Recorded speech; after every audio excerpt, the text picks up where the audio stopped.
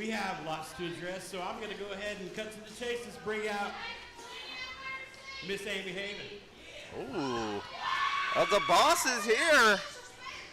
We've got the AAC representative in the ring, but the boss, the queen of the South, Pro South Commissioner Amy Haven, about to enter the building. Looks like that license might be gone.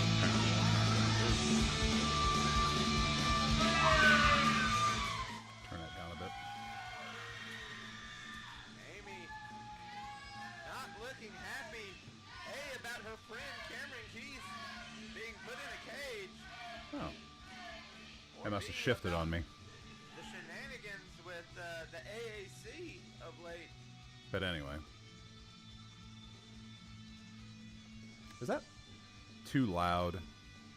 Maybe. I'm going to turn it down through my speaker so I don't hear it. At the very least, wish your daughter a happy birthday. Sure, that's my background. Why? Because I don't know. I don't have anything else going on. I just realized I don't have a chat window going. Let's start off with a few things. I think it's fair to say that I've stayed out of y'all's lane tonight. I've let things go off pretty much as y'all intended for them to, believe it or not. Yeah, let me stop you right there. That's After concerning. Last week, you should leave us alone. What you did to my people, making them leave, it doesn't matter if the show was over or not. I mean, I don't want to address the caged elephant in the room, but when I called you people animals last week, I'm literally looking at a caged animal right now. This is insane. Womp womp. So, Here's what I want to talk to you about. I fined Ace Haven $2,000 earlier tonight, okay, how do I get... now I'm confused.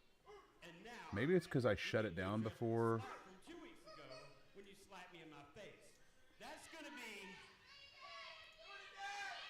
Don't say that. I'm looking for it. another Behind there? No. $2,000 fine for you putting your hands on an AAC representative. Now I got to figure out where the hell the chat went. $2,000 fine from the AAC. $2,000? No, no, no, no, no. $2,000 because I slapped you? Absolutely, that's right. I got I just want to know where the chat window went. I don't know the new OBS. It's like, Because I slapped you because you were disrespecting you me. know. $2,000. Well, let's make it 4. Oh my goodness! Amy Haven just Well, hauled off and that's slapped AAC not representative good. Patrick Gilbert. It's gonna be 4th down. Oh my goodness! Whoops.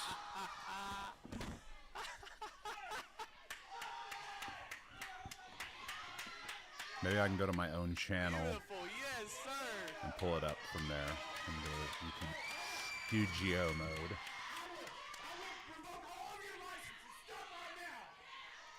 Man, that was absolutely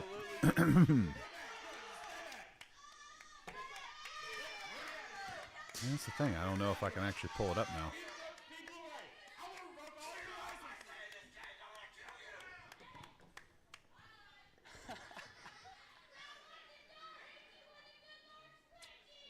well.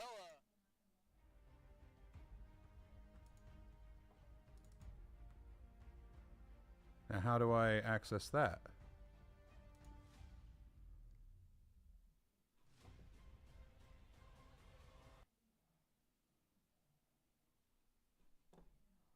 Close.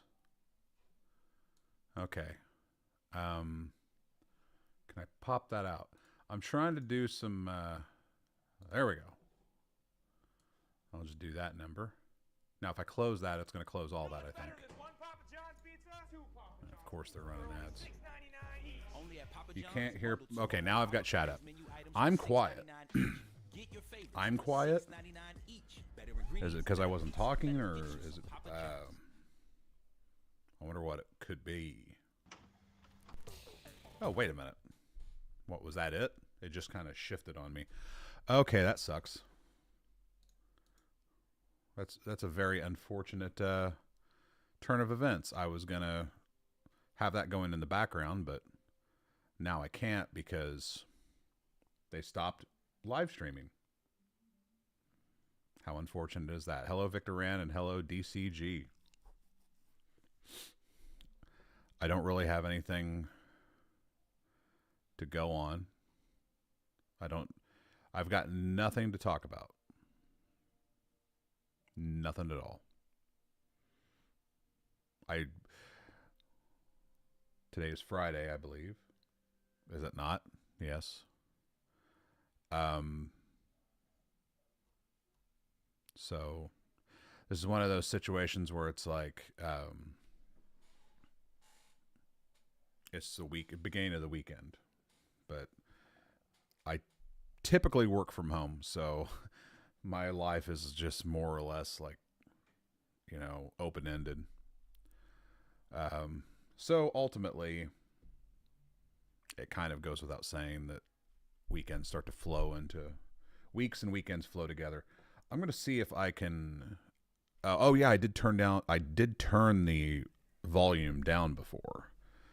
I had to cut a voiceover for a spot, so I didn't want to run the risk of it clipping, so I turned it down at the mixer. Does it sound better now? I guess I'll just have to take it on faith. Ugh. I also don't think I made any adjustments before I started the stream. I don't even know if chat is still live. Like I said, the fucking I don't know how to get the pop out chat back since I closed it. And I'm afraid if I keep clicking buttons, I'm going to end up screwing out more. So I'm just not going to do anything. Yes, it's better, but I'm not going to be able to do a lot of chatting for about 15 minutes because I'm driving. That's fine. Been watching Vikings, a couple episodes every Friday night with a friend. Yeah, I don't watch TV, period. I don't really watch much of anything outside of YouTube. It's been like that for years for me. I just can't get into anything. My attention span is shit. It's even so bad now that I mostly watch YouTube shorts. I'm telling you, I can't pay attention to anything anymore. Montrose. So it'd be nice. Oh, it says Pro South still going. Or maybe not. Maybe that was just the old. I mean, honest to God, I don't even know why I put it on there. I just saw they were going live and I wanted something live in the background, but yeah, they're off now. Now I've got nothing to push, nothing to capitalize on. I was almost hoping that I could just comment on it and have content, something to discuss. But nope.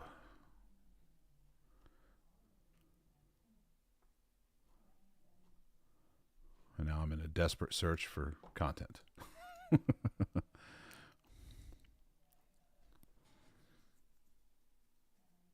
Has anyone seen the Game of Thrones trailer park AI thing? Because if you haven't, I would suggest watching it. It's hilarious. I love AI. I absolutely love AI. I think it's the greatest thing. I had made a comment.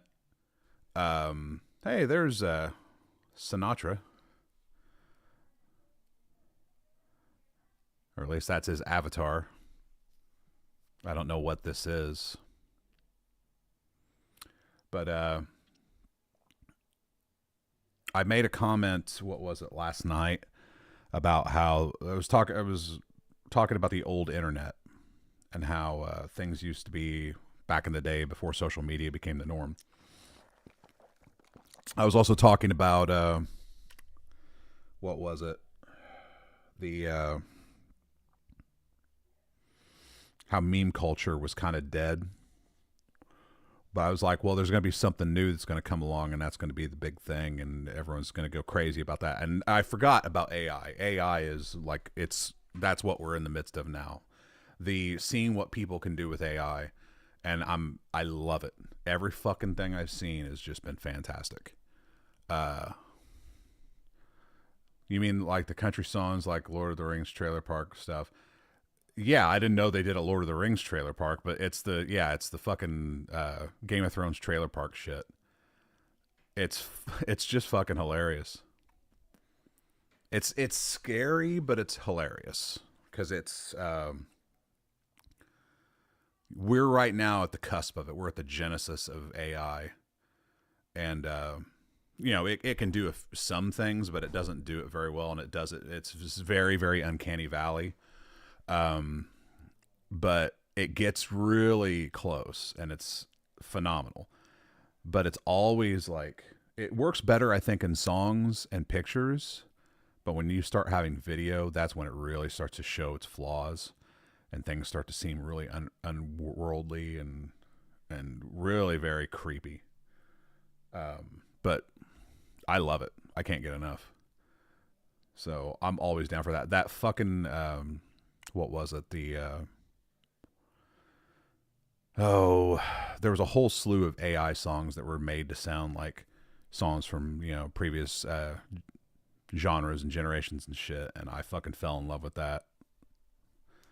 But anymore, it seems as though I don't know, things go so fast anymore. And I don't know if that's just because for years and years people have just grown more accustomed to the more rapid influx of new things, and the time frame of when it first comes on the scene till when it's overplayed is narrowed. So I don't know. I don't want to say that AI's already run its course, but the initial hits, like the initial things that have come out with AI, have been really fun and really funny. But unless a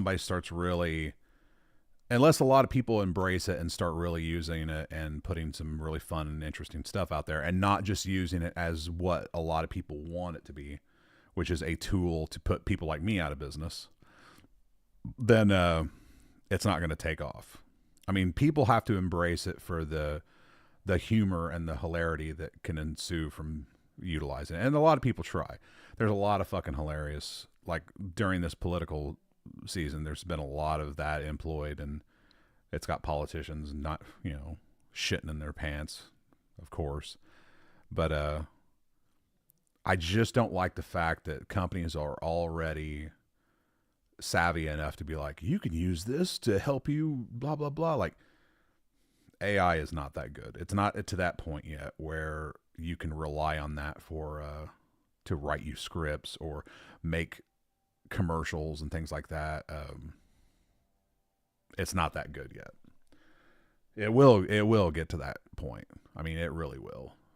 But I'm not so much worried about that, because the reality of my job in particular is that my job is on the way out anyway. Because the technology involved in doing what I do is just blasted out to the masses. Everyone can afford it now. You can edit really high level shit on a regular PC. You can incorporate high level compositing and CG with free programs like Blender, and, you know, top tier camera tracking. I mean, that's the turning point that has been, when you know how to use that stuff, that is the turning point for all things. Like, you know, you could say back in the day, green screen was like, you could always tell when something was green screen, and you could always tell when it's like, oh, well. But anymore, like with camera tracking, that has, you know, basically been made available to anyone with a pulse at this point. It's getting harder and harder to tell, and it's getting cheaper. It's getting more prevalent. More people are learning it, utilizing it, mastering it. You have to put in all this work and all this effort to stay ahead of the game, and you have to start getting into scripting, and you have to start getting into all sorts of high level, like, coding and shit. It's becoming more or less an engineer's game. And the only people, you know, who are going to be able, at my level, who can keep doing this are the people who just do it for art, the sake of art, you know.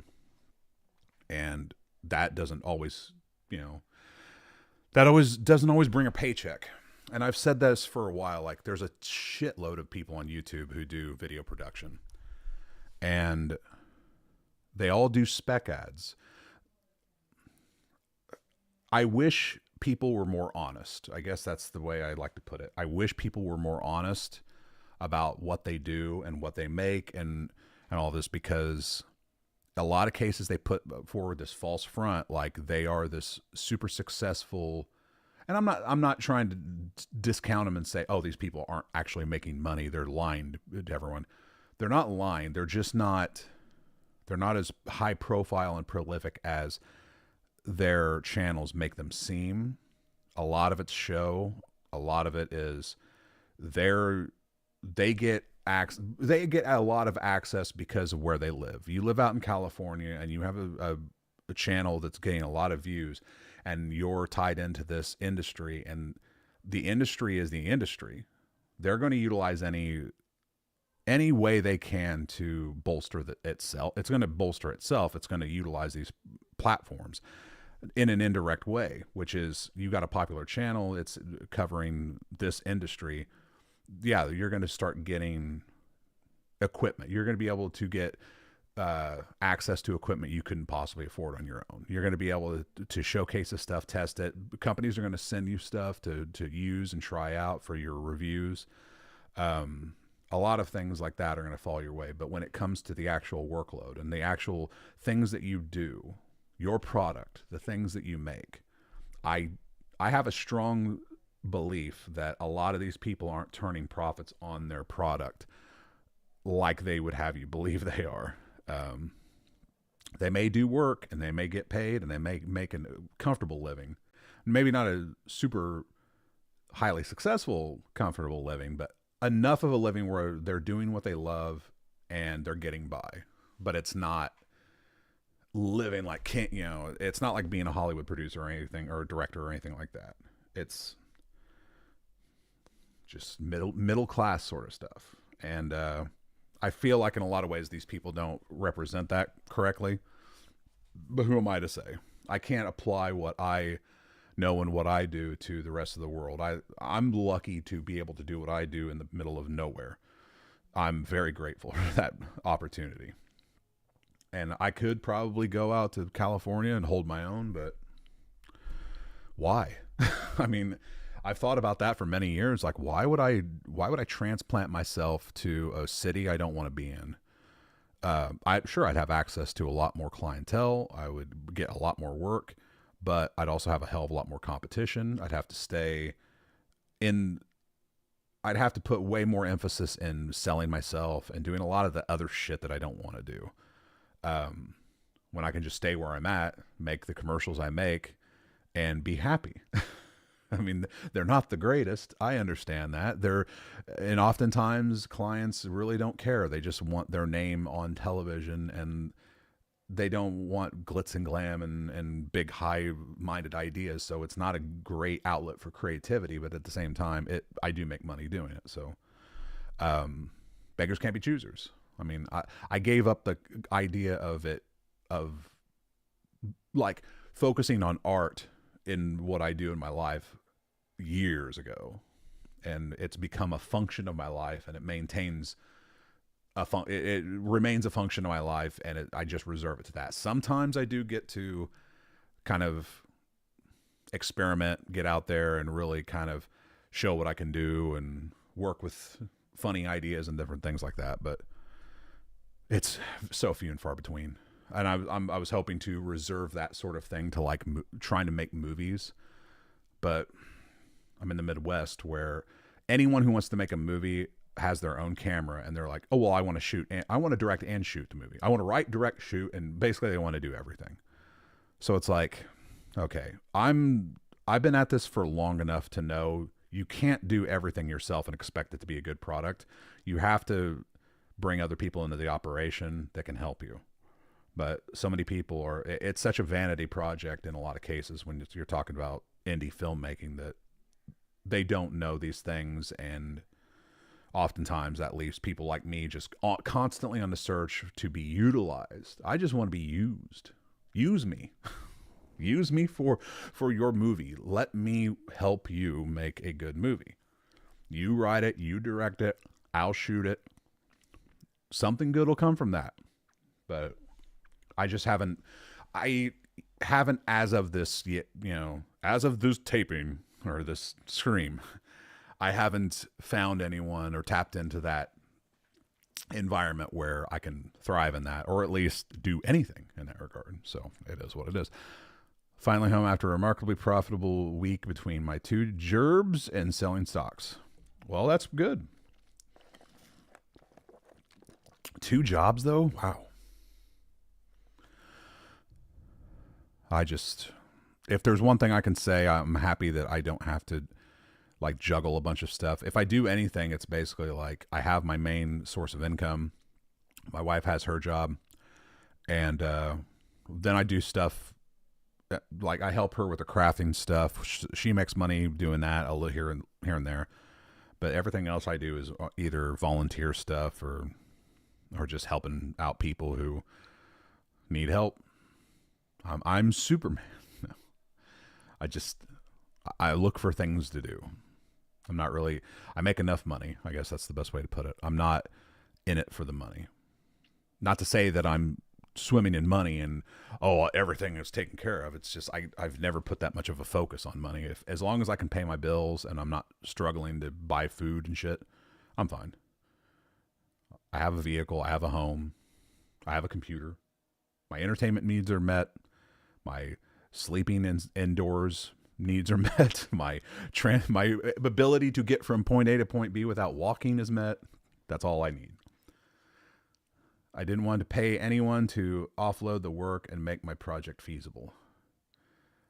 I've had 2 jobs or the hourly equivalent of 2 jobs ever since you know me. Oh, really? Wow. Man, that sucks. I mean, it may be fine. I mean, you may be used to it. It may be, something you don't really think about anymore. Or maybe you're just hating it and you just want out and can't find anything. I don't know. But you're doing something I could never do. I actually quit the job I'd had for 12 years last year because the money fell out. Yeah. I commend anyone who can do what I can't. In that case, it's like work. Like I've always said, like I lucked out. I lucked out hardcore with my job. It doesn't even feel like a job half the time. And if I explained what my daily activities were or like what my daily responsibilities were, you would also say I don't have a job. I mean, it's gone into the after 20 years, it's gone into the fucking bizarre. COVID changed a lot for me.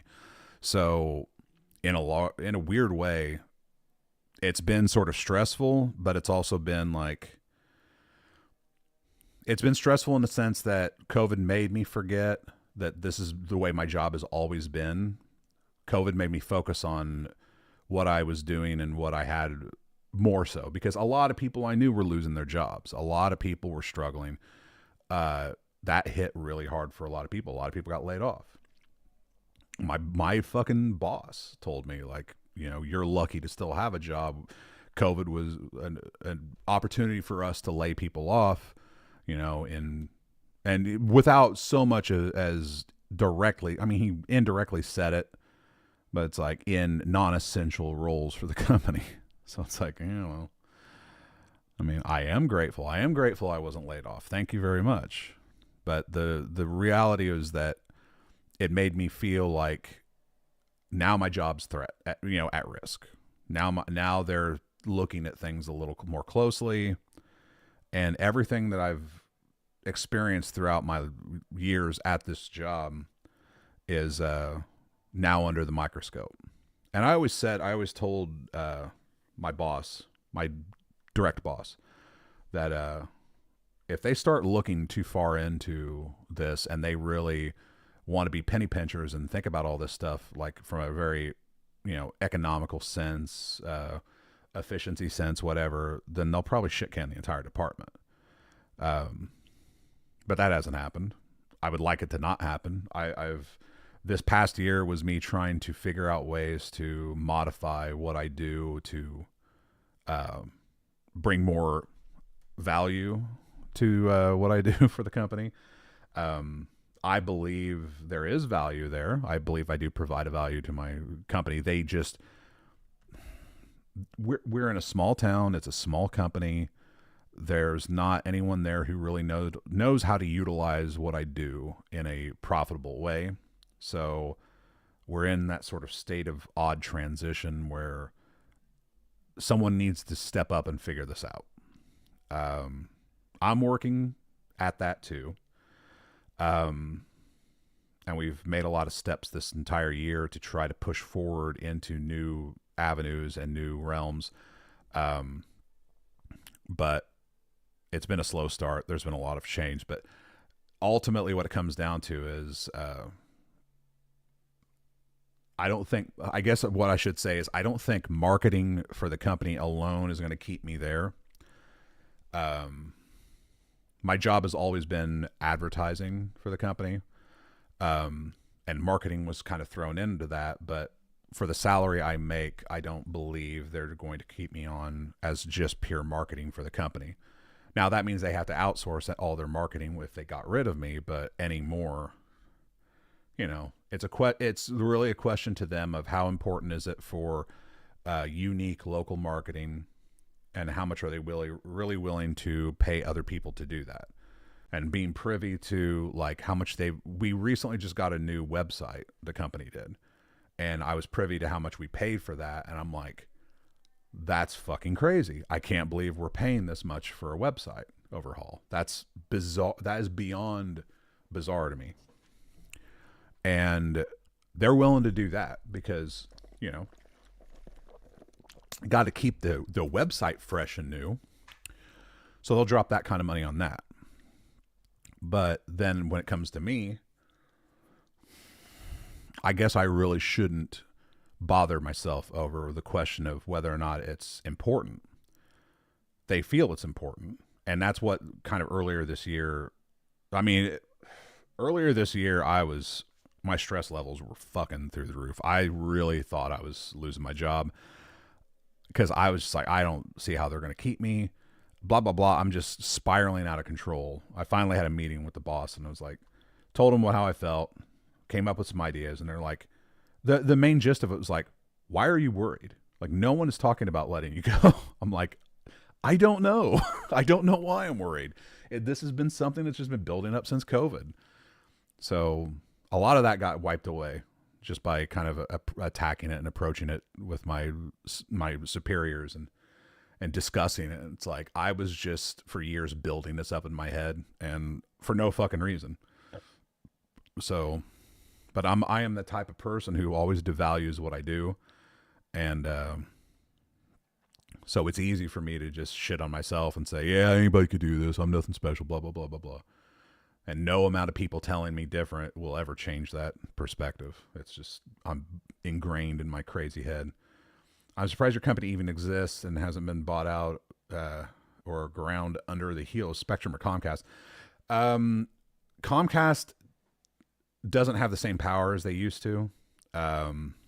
They merged quite a while back, and I don't think the parent company that has purchased Comcast, even Comcast themselves, was never really interested in the region that we cover. They're just not.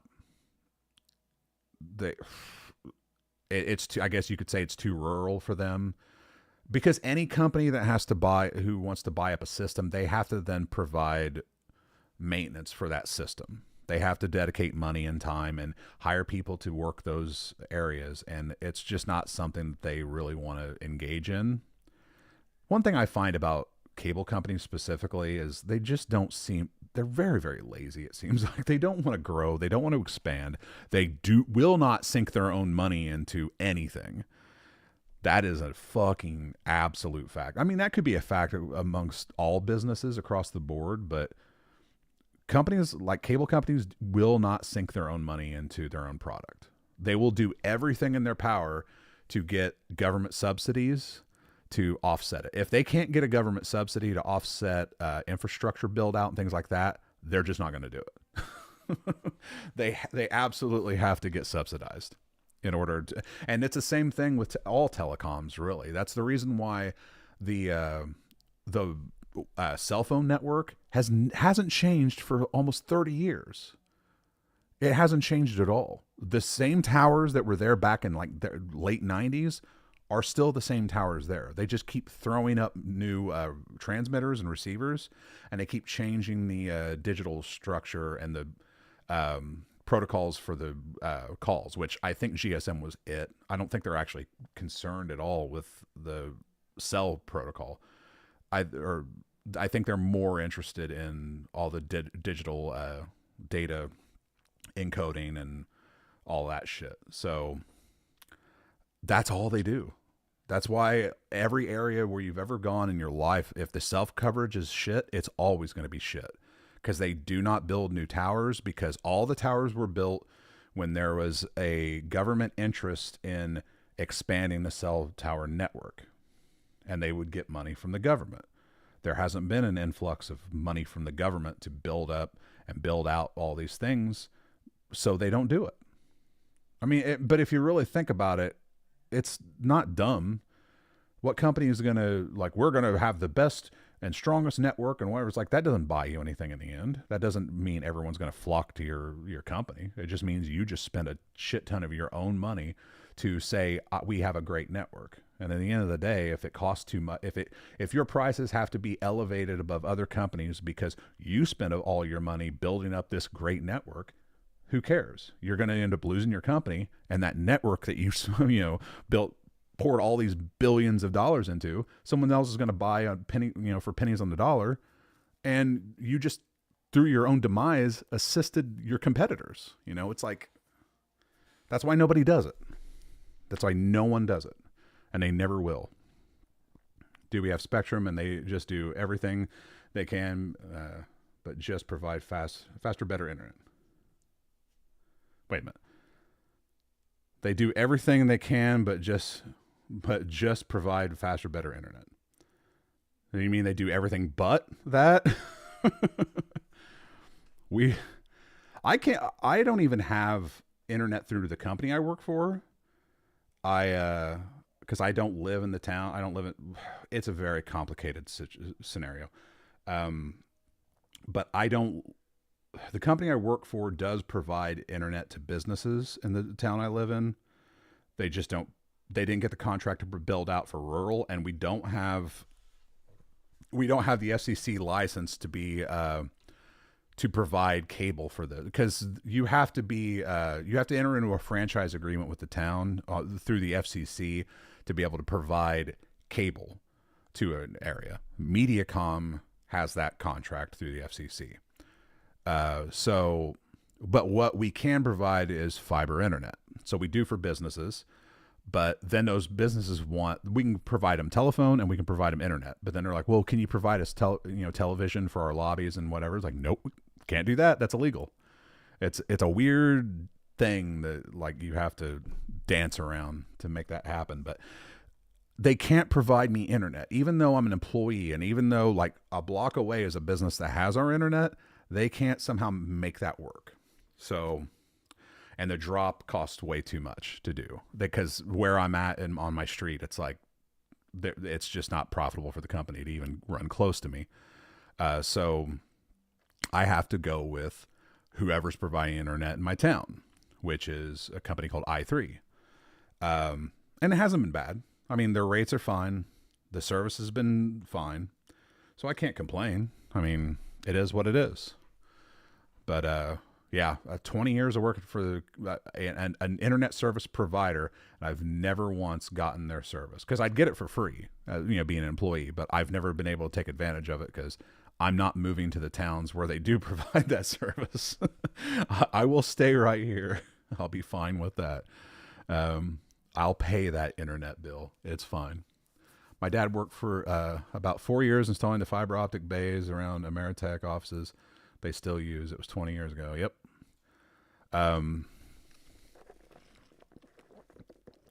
Companies will not. They just don't invest. I mean, you have to wait for the government to start throwing money at it before you'll see any. And that's what our company is doing. There's been, during the Obama years, there was a lot of policy crafted to build up and shore up the data network infrastructure on the backbone of the old twisted pair analog telecom networks. So anyone who provided that service, which our company does at a rural level, gets government money. And then we take that money and we build out the fiber infrastructure. It's been a long, arduous process, but we are doing it. We're actually finishing up, which is crazy to say because it's been going on for so damn long. But it's also a crazy time that's got everybody kind of a little weirded out because we hired a shitload of construction people, and nobody really knows what's going to happen to them after the fiber built out is officially complete. I mean, it's one of those things, I suppose. You know what you're getting into when you're coming on to a job like that, but that's a lot of people going out the door depending. I mean, I don't know. The whole changeover to fiber and getting away from the old RF way is it's changing a lot of technology behind the scenes. There just simply isn't a need for a lot of that stuff anymore. That was one of the things I was discussing over the years at my job is something secondary to do on the side of doing video production. I was going to assist with, setting up and maintaining the RF side of our cable systems. But that shit's just going away. And now everything's run through IP matrices, and all the actual channel stuff is handled off site by the company that's supplying it to you. So it's like you enter into a contract with them. They do the job, and all you're doing is taking every IP stream that they send you, you're funneling into a matrix, you're assigning your own local IPs, and you're spitting it out to your subscribers. It doesn't take a whole lot of people. A computer can run that. And our head end has scaled down to almost nothing anymore based on, when I first started, it was all analog RF receivers and satellite dishes.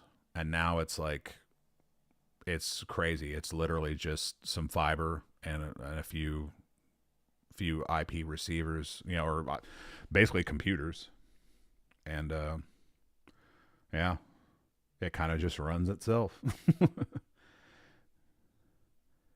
It's all trying to sell DVR boxes and their version of the Roku or Fire Sticks. God, man. Well, when you really think about it,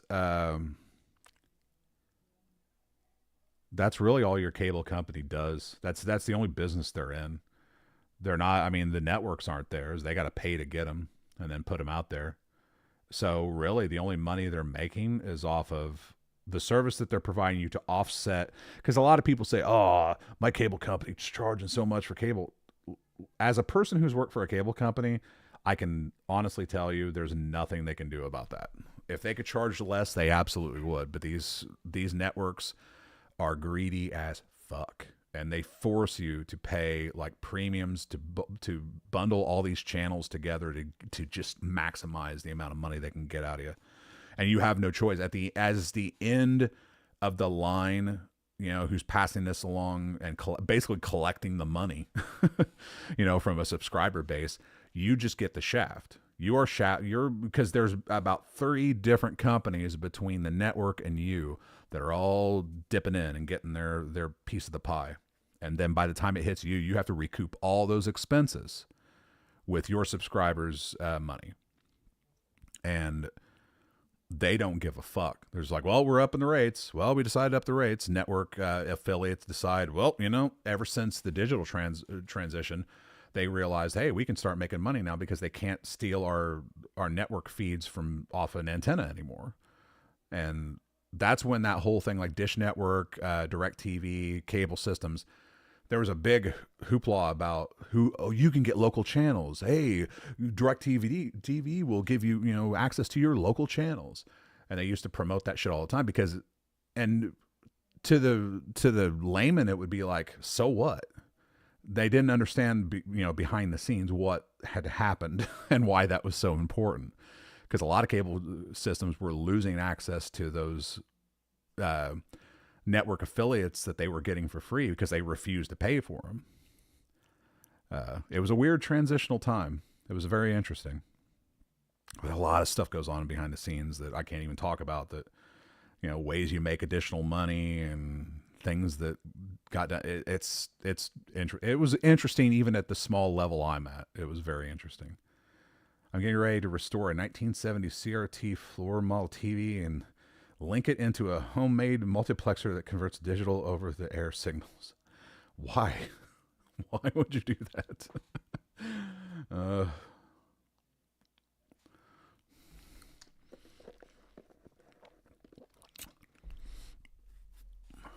CRTs, actually, now I think about it, I wouldn't mind having a CRT again.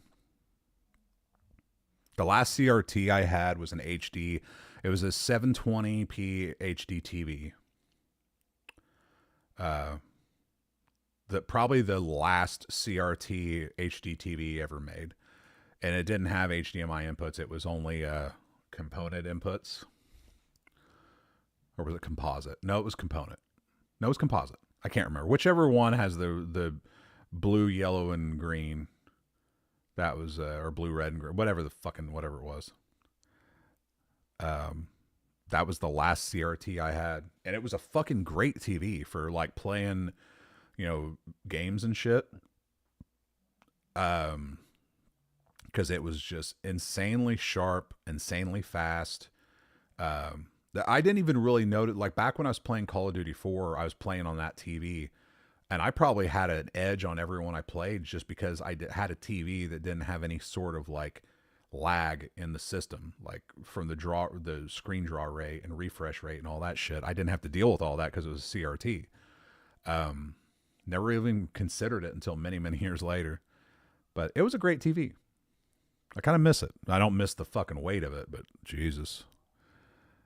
As I look around my basement, I can tell you one thing. I am utterly surrounded by shit, and it's been in the same position it's been in for, I don't know, probably the entire 6 years I've been here. And I really need a lot of boxes of like totes full of cables, old PC cases, different shit. It's like I'm just collecting shit and it's just piling up and I don't ever get rid of it.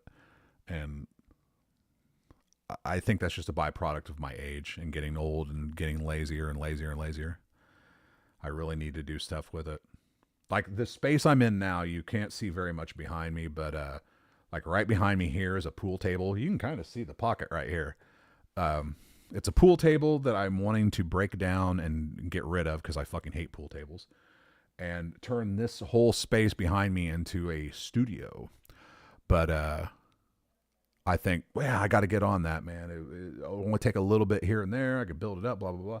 But then I look at this pool table and I'm like, I don't want to break this fucking pool table down. It's going to be heavy as shit. I got to do it by myself. And I don't even know where I'm going to put it when I break it down. So I'm like, fuck it. I'll just leave it until I can figure something out. 6 years. 6 years I've been saying this and I've done nothing. Are you late, Prairie Judge? No.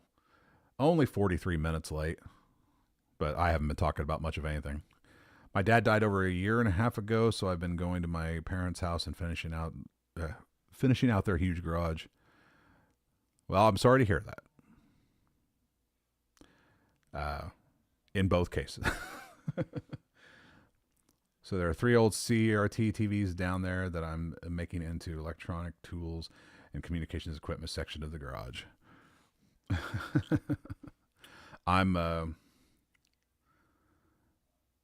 I just want so much to get out of all of that.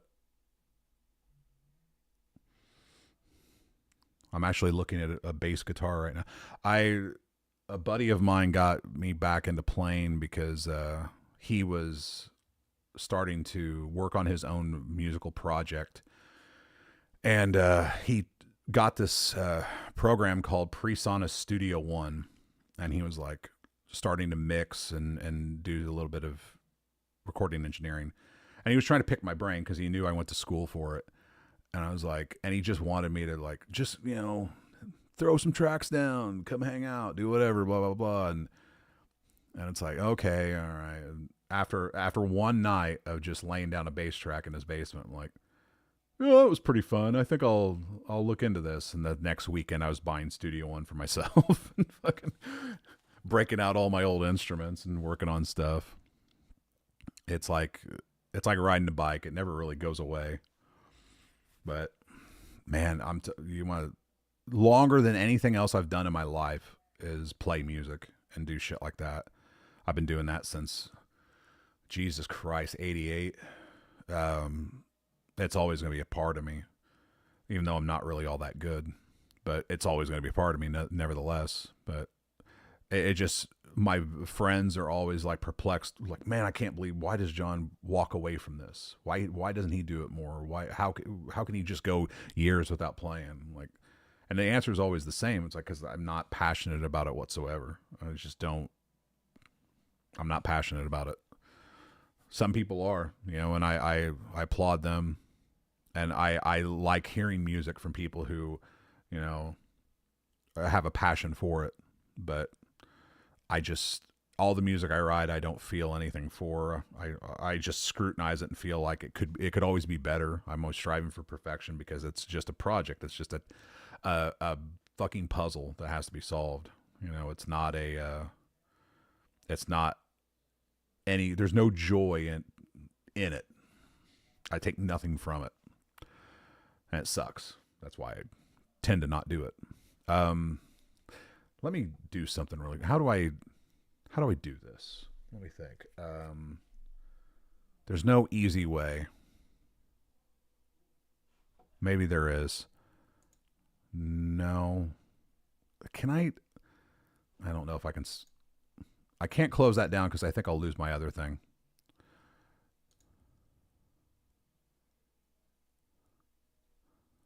Oh, good. I just got an email from my someone I'm working with who I just completed a commercial of his and that he wrote, and he likes it. So good. I don't have to make any fucking changes to it. That was a long, hard fought battle. Let me tell you. Holy shit. I prefer Reaper. I quit my band during the COVID nonsense, but it still calls to me like the sea. I've never fucked around with Reaper. I've heard about it. I've seen people talk about it in videos, but never fucked around with it. I used to use, I was a big proponent of Sonic Foundry Vegas. That's what I first started using back in 2000, I think, was when I first got it. Back when it was Sonic Foundry.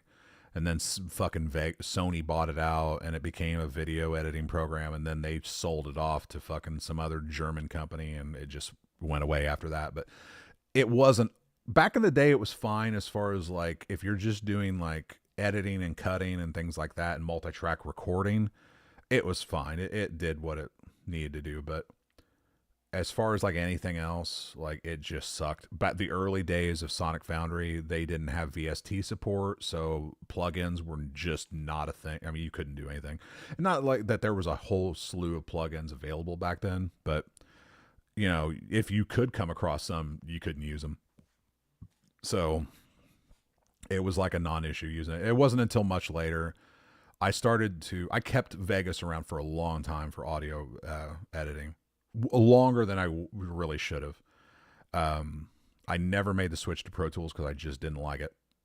But Studio One was the first. What do they call it? I'm trying to employ the vernacular of people of the day. They call it DAW, which I'm like, please don't do that. I'm always like, it's digital audio workstation, Don't call it DAW. That just sounds stupid. That makes you sound retarded. What DAW do you use? Ugh. But anyway, it was the first one I'd used since Vegas, and I was like, I was happy with it. It was good. I mean, to a certain point, they're all the same. They really are. It's a matter of just preference. And since I hadn't really touched any other workstation since Vegas, I just leapt into that. I'm like, okay, this is my new thing. I didn't bother to shop around or try anything else. Because at the end of the day, it really is just as simple as they literally are all the same. The interfaces are just a little different. I mean, some are better for writing tools. Some integrate more into like utilizing sequencing, and I think Studio One is good at that. I think it blends the worlds of sequencing, MIDI control, and digital audio workstation together pretty well. I'm not going to say fluidly or seamlessly, but it's pretty good. The only other program I use is what comes with DaVinci Resolve. It's called Fairlight, and it's not good. It's more or less for film, television, and film audio production. It's not good for writing. It's horrible for writing. It's terrible for sequencing, and it's not that great for multi-track recording. So I was using it. It seemed okay, but once I got Studio One, I was like, yeah, this will be good. But ultimately what it came down to is like, after I got Studio One again and I jumped back in that foray, I went right back to 2002, like 2001, 2002 era, where I'm like, okay, I can record people again. I could just start mixing, recording bands, putting out CDs for people. I'm like, listen to me putting out CDs. But I'm like, where am I going to record anyone? Where am I going to do it? Boom. 22 years of my life are gone. I'm right back to where I was, where I'm like searching for a place to bring a band, set up drums, set up guitars, and actually record this shit. And I'm like, I just immediately felt like regression. And I'm like, I don't want to think about this. I don't want to do this. Why am I doing this? What the fuck ever possessed me to get back into this? That was the reason I left in the first place, is because I got tired of like just showing up at bands like practice space with my interfaces and a fucking computer, setting all that shit up, miking everything up, and just trusting that the mic placement was fine, rolling tape, and then getting back home and like, oh boy, like, oh, this is out of phase. Oh, this was fucking transient as all hell. And not being able to dial anything in on the scene to get the, like you should do. But I can't, because I'm sitting next to the fucking drummer practically while I'm recording him. It's like, I hated that. And for someone who went to school for this and knows the ins and outs, it's like, there's no tolerance. I can't have any tolerance for it because I know the way it's supposed to be. And I should be fighting to make that, better. But I was also broke as a joke. So it's like, I have no money. I have knowledge in what I'm doing, but I have no money. I have no backing, and I have nothing to show anyone as far as like to wedge myself into a studio environment. So it's like, how do you do this? I don't know. And I do what I do best. I gave up. Oh, I like DaVinci. That's the video editor I have. Yeah, I like DaVinci too. As far as like video editing goes, well, all right.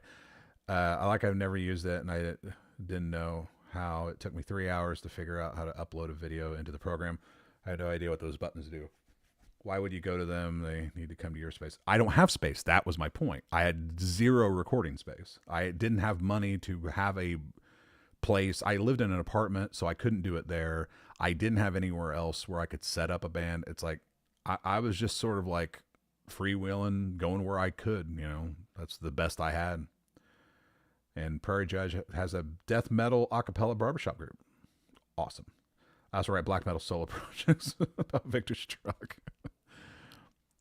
Getting back to DaVinci, ever since, it's funny, we got Blackmagic cameras back fucking 6 years ago, I think.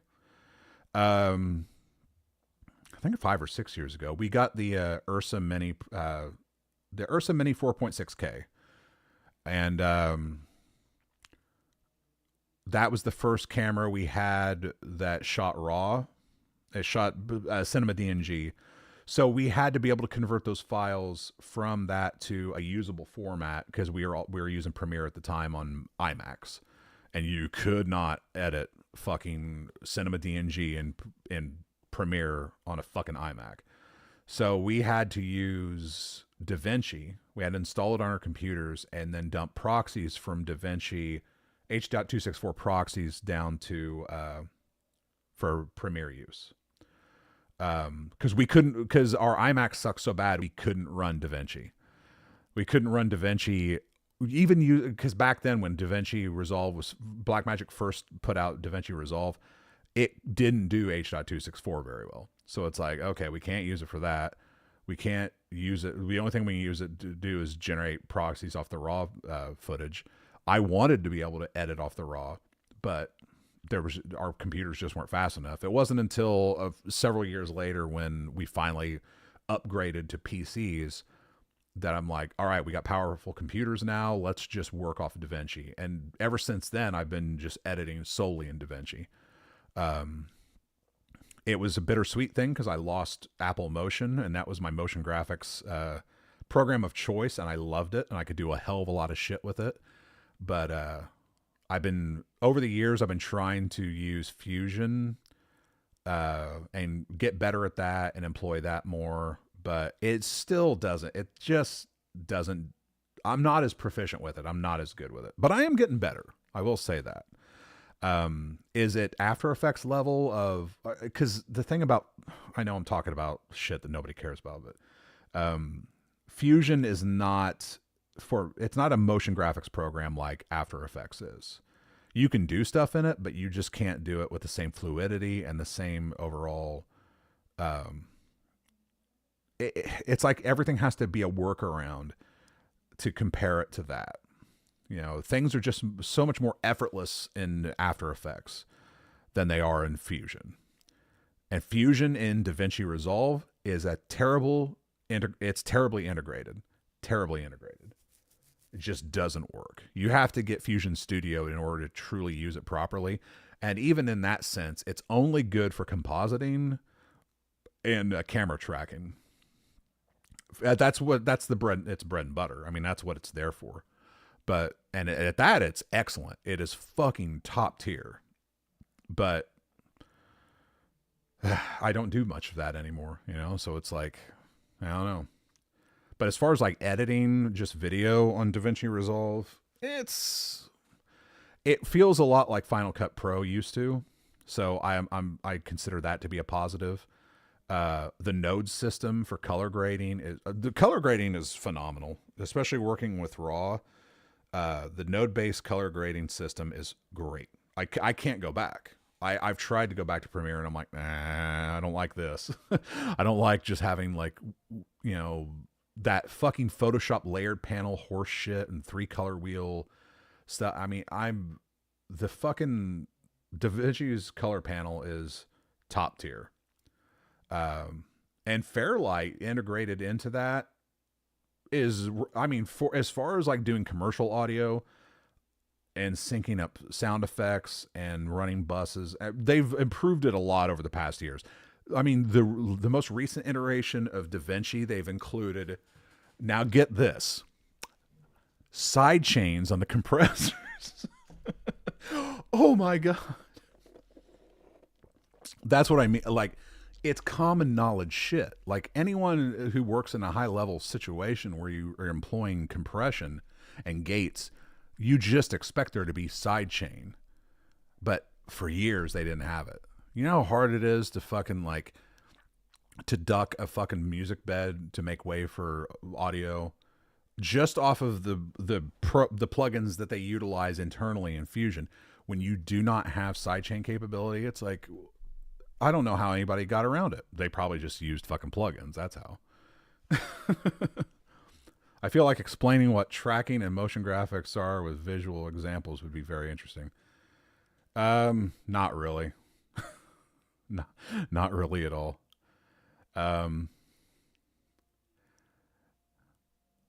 Fuck.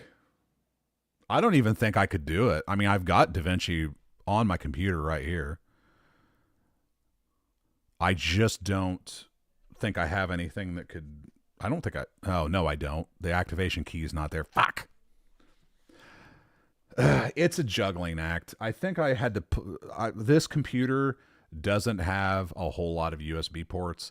So I think I had to pull the dongle out of it to make way for running a USB keyboard, a USB interface, USB this, USB that. So I had to make way. I figured this was going to be my audio workstation, so I didn't need DaVinci, but man, I kind of wish I did have DaVinci on this. It definitely make my job easier. But regardless, there's a lot of videos on YouTube about it. Camera tracking is awesome, but you have to be able to understand what it is you're doing and how to set it up. But it's basically just take a video with, that you shot with a camcorder or a camera or whatever, and it allows you to set a plane in the video itself where it tracks that plane, as long as the plane doesn't have a lot of interference, and you can crop around that and make sure it's kind of just, the camera will actually track the movement of that plane and then correlate that into a 3D environment, and then it will feed that data from the points that it's tracking.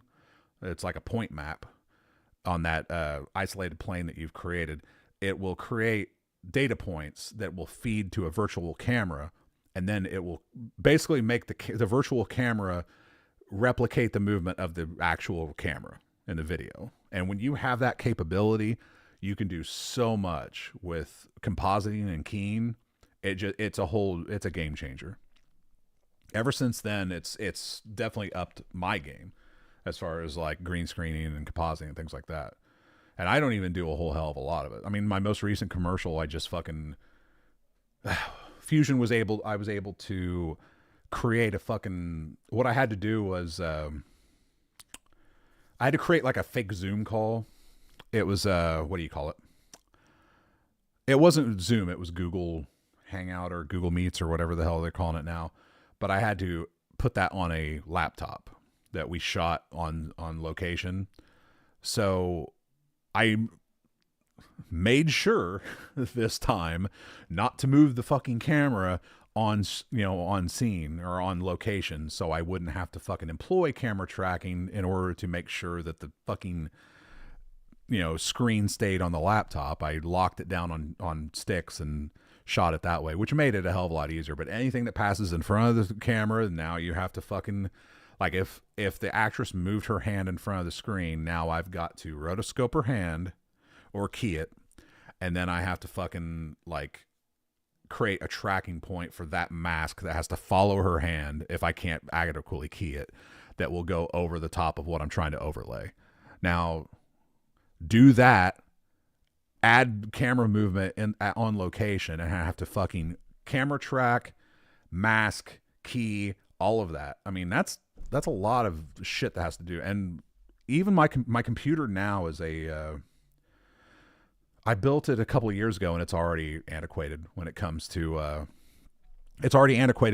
doing shit like that. Like, it bogs this fucking system down tremendously. That's why I try not to do it. Play the commercial and explain it, dude. Ah, fuck. All right, give me a second. Son of a bitch. Okay, let me. Wait a minute. I can just go to my channel. Because I just uploaded it 1 hour ago.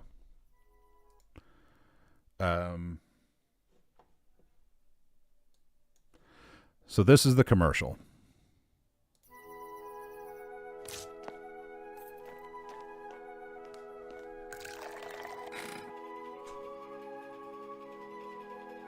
Like that, right there.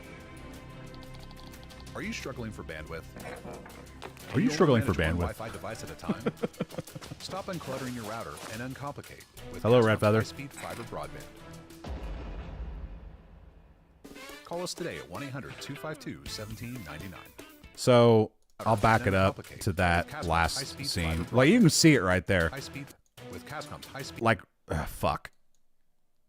Like, that is the compositing. Let me. You can see the laptop on the table, and there's a chair that's right in front of it. So I have to mask out that chair, and then I have to apply a soft edge around that mask so it doesn't look like a hard edge over the chair or over the screen. But the actual screen itself is the Google Hangout screen.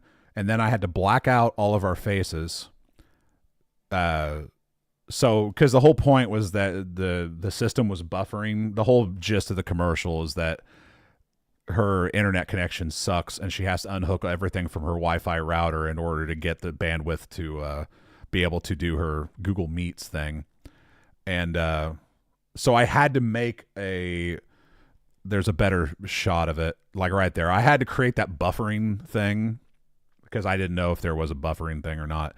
So I had to black out the actual screen and then superimpose the buffering spin wheel and then the text buffering, obviously.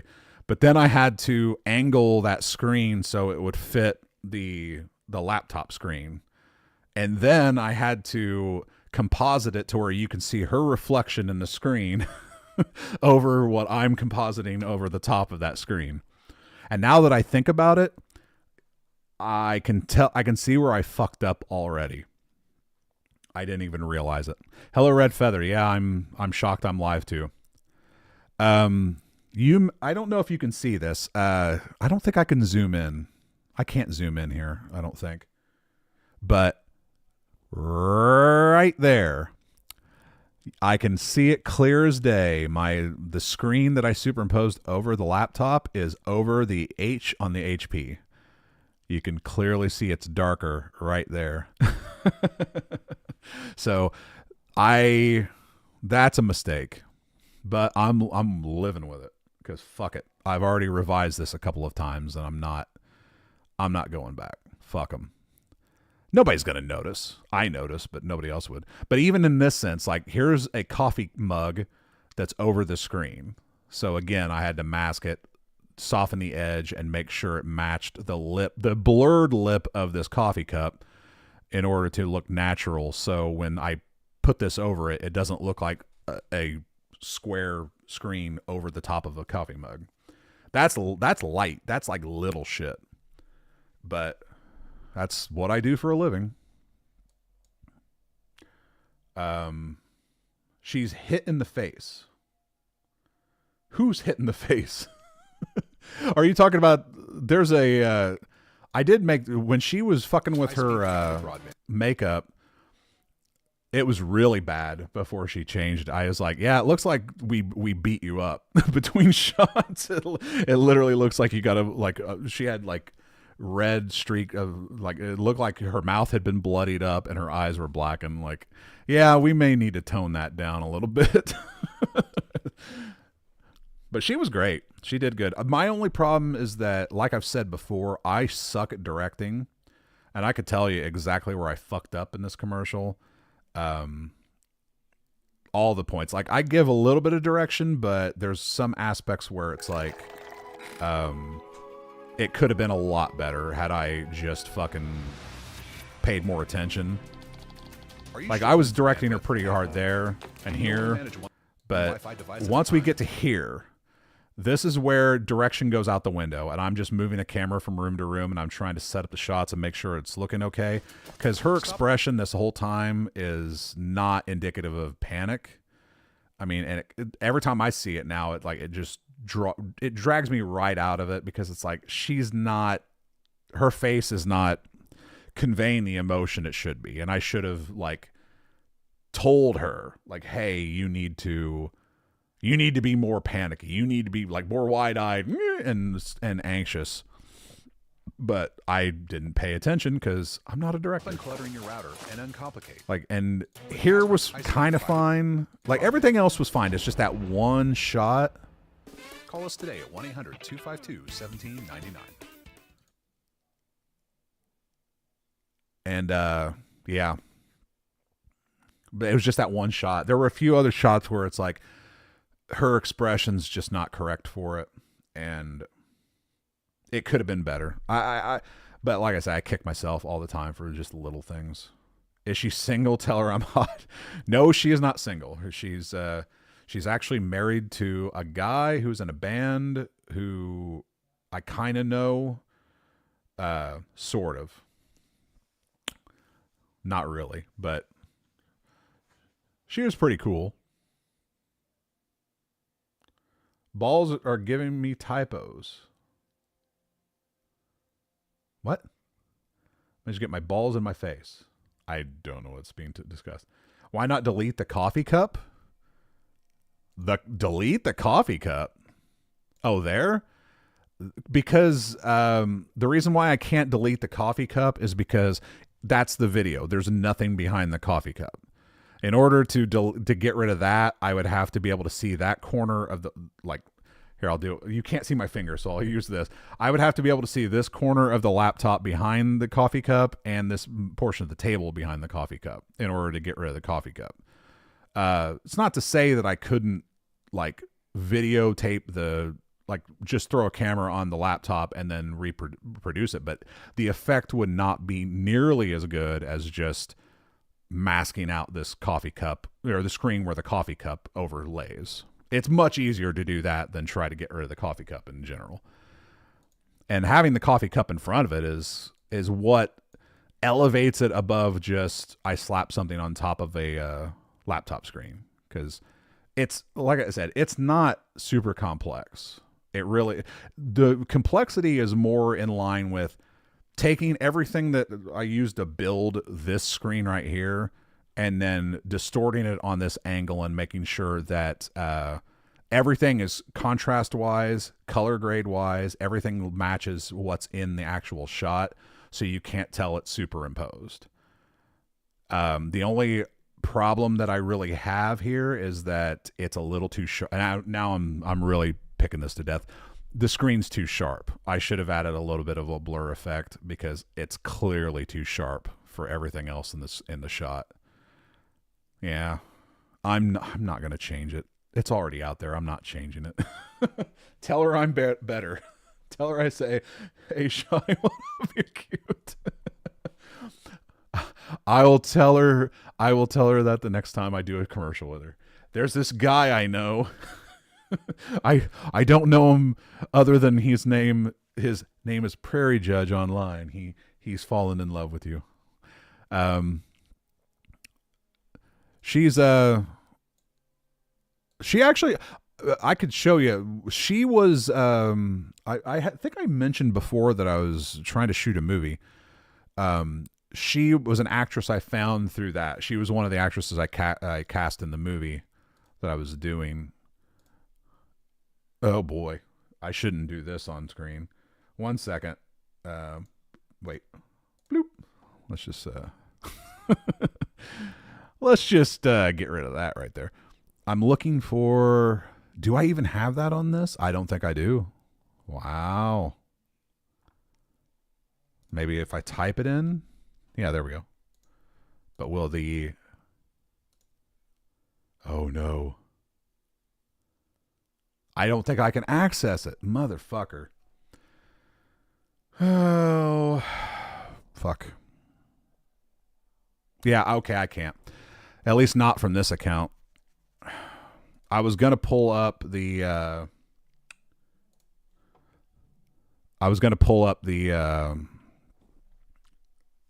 what am I saying? The Gmail from the movie that I was working on. That way I could show you the casting, we had everyone do audition tapes, and they were reading lines from the movie, and she did one, and it was really good. She's supposed to be just a podcaster, and she knocked it out of the park. And after that, I was very interested in casting her in a commercial, because I thought that would she'd be able to do it really well. Let's see. Oh. The framing isn't hard, but color matching and that stuff is very detail oriented. Yeah, because like in that case, like in the case of the screen, it's black, but it's not. That is absolutely not black. Like that's an off shade of like darkish reddish hued dark gray.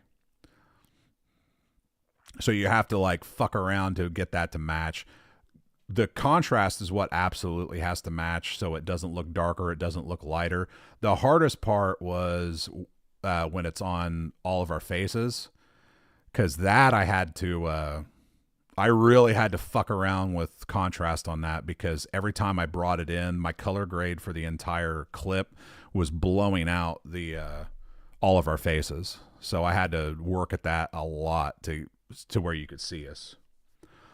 And also, I'm on here twice.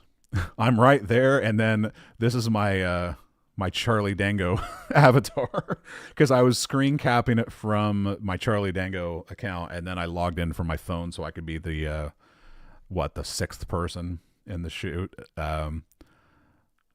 But then after the first iteration of this I had all of our fucking names in the Google thing like appearing. I'm like, fuck. So I had to go through and blur all of our names, just because I mean, I didn't know if anyone actually wanted. They obviously probably didn't want their fucking names out in a commercial, so I had to go through and blur all that.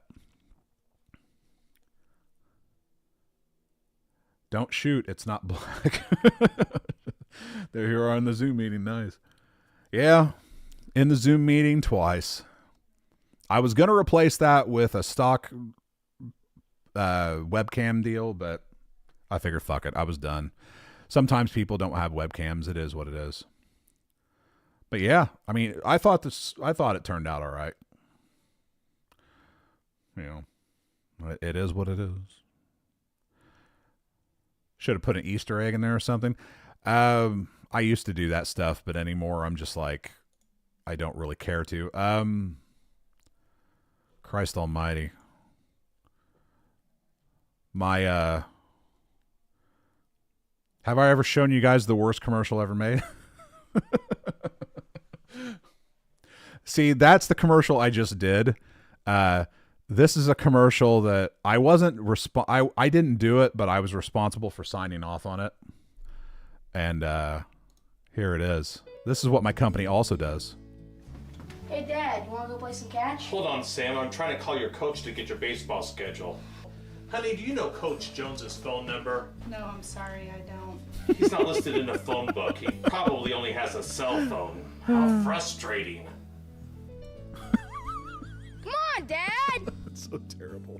Don't let this happen to you. Keep a home phone and stay connected. Cass Telephone Company, 800-508-5405.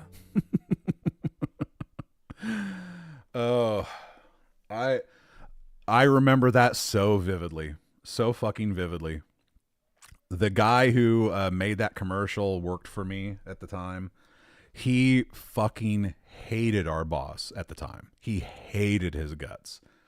And he was so tired of doing these hokey commercials because it was always about, you know, grandmas and grandkids and families and this shit. And he was just like, this sucks and I hate it. And I'm like, and it's like, and this, he was like, the script is fucking terrible. I fucking hate this. And he's like, well, what do I do? What do I do? I'm like, do whatever you want. He's like, well, here's what I'm going to do. I'm going to fucking just set it up and I'm going to tell that lady, like, don't even respond. And I'm just going to make it the worst commercial I possibly can. I'm like, go for it. And that's what he did. I was like, I laugh every fucking time I see it because it's like, I know the story behind it. The dude was like, he's a old theater actor. So he's like always overacting. But the woman who's just stirring the pot and looking off screen gets me every fucking time. I fucking love it. That fucking, oh boy. If you want to see a commercial I'm responsible for from back in the fucking heyday, this is one. Oh, for the love of God. I mean, now, granted, this was a long fucking time ago. I'm just going to preface that. This is Brianna. This is Kaylee. This is their car. I mean, it's an Looks a little SD for bland, Christ's doesn't it? sakes. Cheer up, girls. The Buff Shop can make that old faded color come to life with their professional paint surface. What gives you that original factory finish, the girls ask? First, the factory setting has to be reconstructed. Next, control of temperature and humidity is maintained by our quality paint booths. Finally, our skilled painters are certified to paint at our facility by the paint manufacturers, with custom graphics, detailing, and accessories available. Good old SD. The girl's car is looking fine. Oh, that's about as good as you got from a Sony PD-170. That was the quality. Well, actually, I take that back. That's not as good as you got. But that was the general fare. And when I shot this commercial and made this commercial, I was probably only like a couple of years in to doing this job, and I had never done video like really before I started working in this company. So I was learning as I went. And I remember always asking my coworker, I'm like, well, why does it look so much better why do commercials that are like on TV, regular TV, look so much better than what we're doing? And he could never answer it. He could never tell me, why. And I was like, I really like to know because I want to up my game, but it seemed, he was like, well, they use $20,000 cameras and all this. I'm like, well, yeah, I guess price differences, sure, I can understand that, but there's got to be some other factor to it. And these are the things I learned years later, the answers to those questions. But I was also able to, I don't think it's on this channel.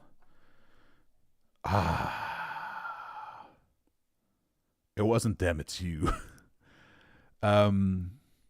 Fuck it. Cast production. There we go.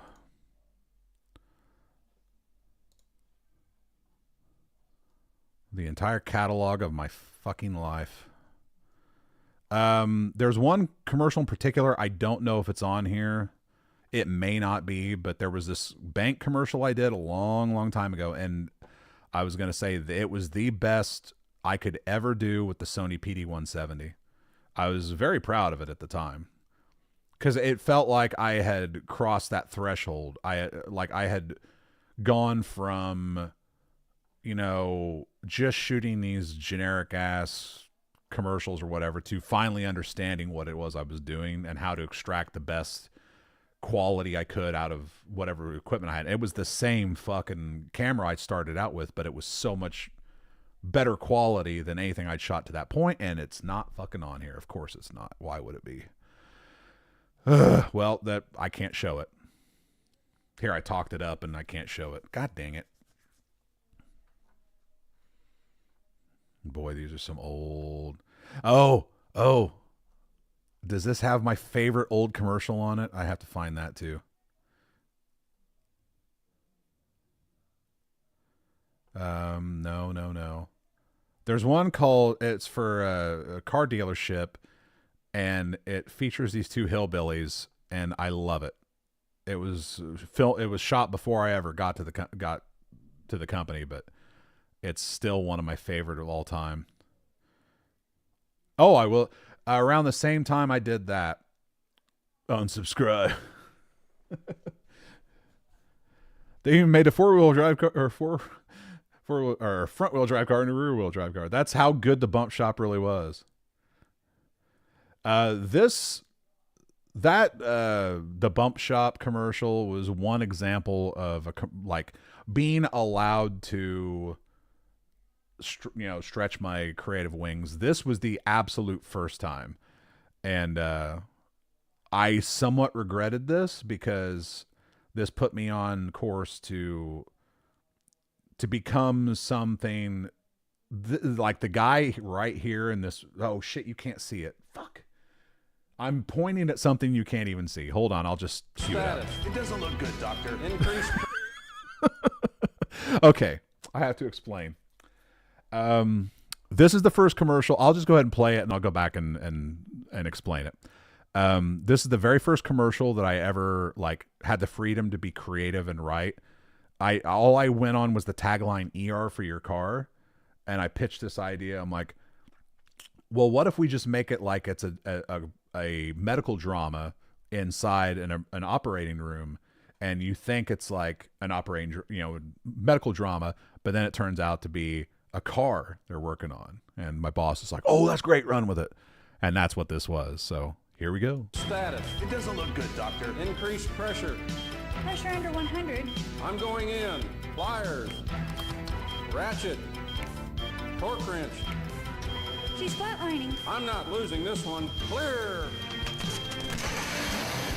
Vital signs are normal. Doctor, you did it. It was a close call, but with 22 years of experience, a full staff of certified technicians, and 2 locations, Anderson Automotive is ER for your car. ER for your car. Now, this guy has my voice. I don't know if you caught that, but it doesn't look good, doctor. It doesn't look good, doctor. That's my boss. That was my boss at the time.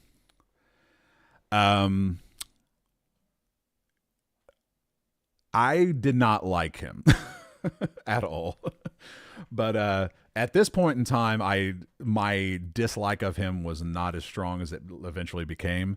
But this was like back when I felt like he was really sort of like, considering the fact, like I wrote this, like I felt like we could work together, that it was going to be some mutual partnership where my creative, contributions would be appreciated and actually taken advantage of.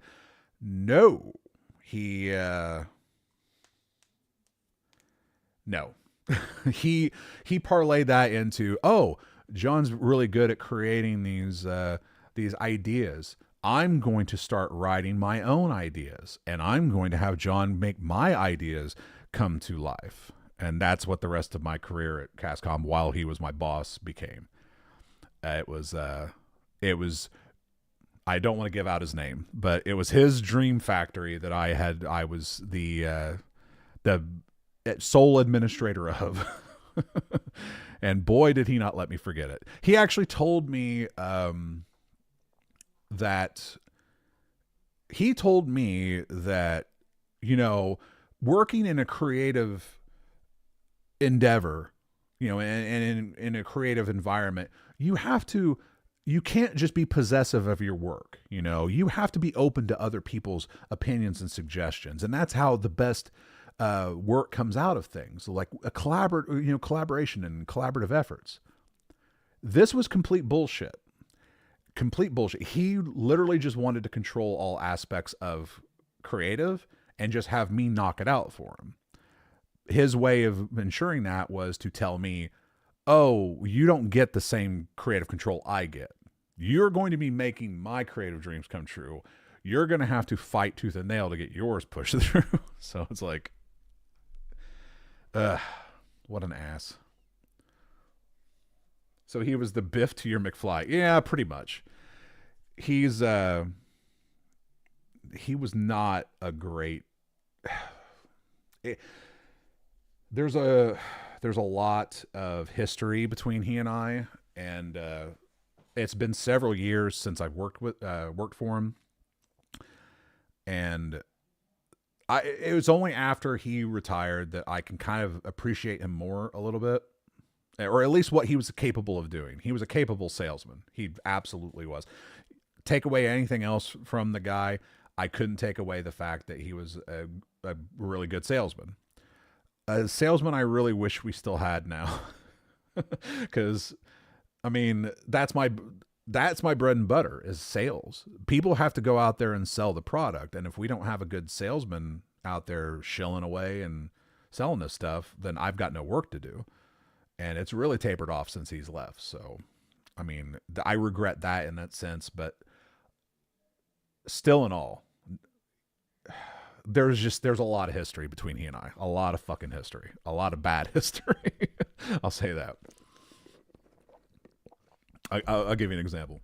I'll give you an example of how strongly I feel about my dislike, disrespect, and wishing the worst possible outcome for this individual. Probably 10 years ago, I was commenting on how I would really like to have tea at work. I always had to go to Casey's or a gas station and buy tea. I was like, man, it's just spending money all the time, having to go run and get tea. And he knew I liked tea, so he's like, I'm going to do something good for John. I'm going to buy him a tea maker. I'm like, okay. And we were building this whole studio, right? And I'm like, okay, well, he wants to buy me a tea maker. Cool. So I assume we're going to have a little area where there's going to be water spigot, and feeding water into, something so I can use it. No, there was nothing like that. He just bought me a fucking tea maker. I'm like, well, Lane, what? Fuck, I just said his name. Fuck. What am I supposed to do with this tea maker? You didn't provide water. So, oh, well, they just couldn't run the plumbing for it, and it was just a big hassle. So, just go ahead and take it home and use it. It's fine. You can always use a tea maker. So I'm like, fuck him. It's like this. I'm so tired of his fucking double talking, backdoor nonsense. I'm fucking had. So I made a point of taking that tea maker, never taking it out of the box and setting it on top of like a file cabinet and leaving it there for 10 years. And I never fucking moved it. It stayed on it. And he'd always come in my office. I'd always see him glance up at that fucking tea maker. And he knew it was never coming out of the box. It would never be used. It would always remain right there. And I was like, fuck him. It's like, this is like, I will not give him the satisfaction of knowing that I'm using his fucking tea maker. No, it's not a teapot. It's an iced tea maker. But I'm like, I'm not giving that to him. He will never have that. And it's just a tiny little thing, but I'll never give it to him because of how much he's taken from me over the years. I refuse to consciously give him anything that would make him feel happy or feel good about himself in any way, shape, or form. I loathe the man. I despise the man. I cannot fucking stand him. And I'm glad he's gone in that regard. Lo, you thought you were your creativity would be appreciated. Yeah, I know. How old were you when you met him? When I first started there, I was 29, I think. And then he left 6 years ago.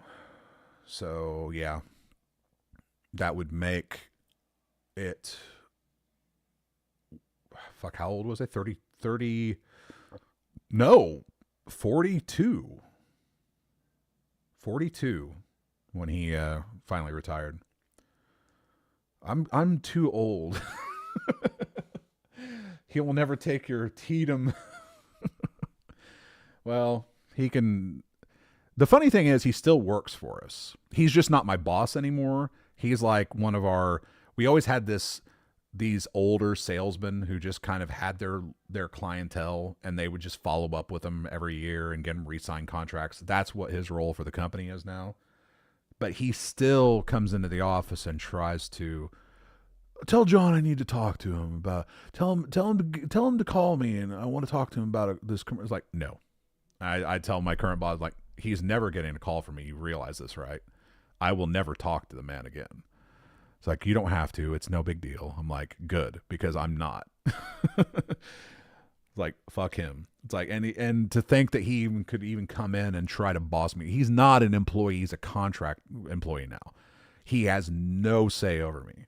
And I think the last time I even saw him, I made it very clear to him, you can't tell me shit. You don't work for this company as an employee. I am an employee of Cascom. You are not. He tried to get me fired over that. He went straight to my boss like, I'm just letting you know that John's really insubordinate. He was just being so rude to me. And I really think you need to look into this. I'm like, she called me into her office like, yeah, Lehman didn't have a whole lot of good to say. I'm like, yeah, you get it now? Because I'd already talked so much shit about him beforehand to her. And I was like, you get it? You see? You see what I mean? Like, because his whole thing, and this is the fucking thing that always pissed me off about him the most, is that he always talked me up to everyone. Like, oh, John's so great. He's so great. He can do so many great things. And he's just a strong worker and all this. And then literally he would turn around and try to fire me. No shit. He would literally fucking try to fire me. And I can't even count how many screaming matches we've had in his office over bullshit. He'd tell me to go do something. I'd go do it. And then in the process of doing it, he would try to get a hold of me and be like, where are you? I'm like, I'm doing the thing you said to do. I never told you to do that. And who told you? Should have called me and let me know you were going. Like, you can't just go off and do these things by yourself. It's like, well, you have to come into my office Monday. We're going to have a conversation. Then I come into his office. Yeah. This is a write up. I'm like, what? Like, yeah, this is a written write up. This is a written warning and it's a write up that's going in your file because of what you did last Friday. I'm like, you fucking told me to do this. You fucking told me I could do this. And it just constant fucking back and forth. And then he'd look, and then by the end he'd be like, okay, I understand. Yeah, you're right. You know, and it's like, I know I ask a lot of you, and sometimes it's like I forget, and blah, blah, blah. Like, I'm like, cool, all right, well, whatever. I guess we worked that out. He's like, yeah, I'm like, you're going to take that fucking write-up off my file, right? You're going to tell HR to remove it, right? Oh, yeah. He never did. It was still in my fucking file. That cocksucker. I just, shit like that, And here I am getting worked up, just recounting it. God damn. The last straw for him, was, I went to the mat. He always used to fucking try to force me to go to lunch with him. He always called it business lunch. And he'd always fucking try to force me to go to lunch. And I finally had enough. I'm like, I'm not going to lunch with you anymore. Wait, we have to do this. We have to do that. I'm like, no, my lunch hour is my lunch hour. It is my lunch hour.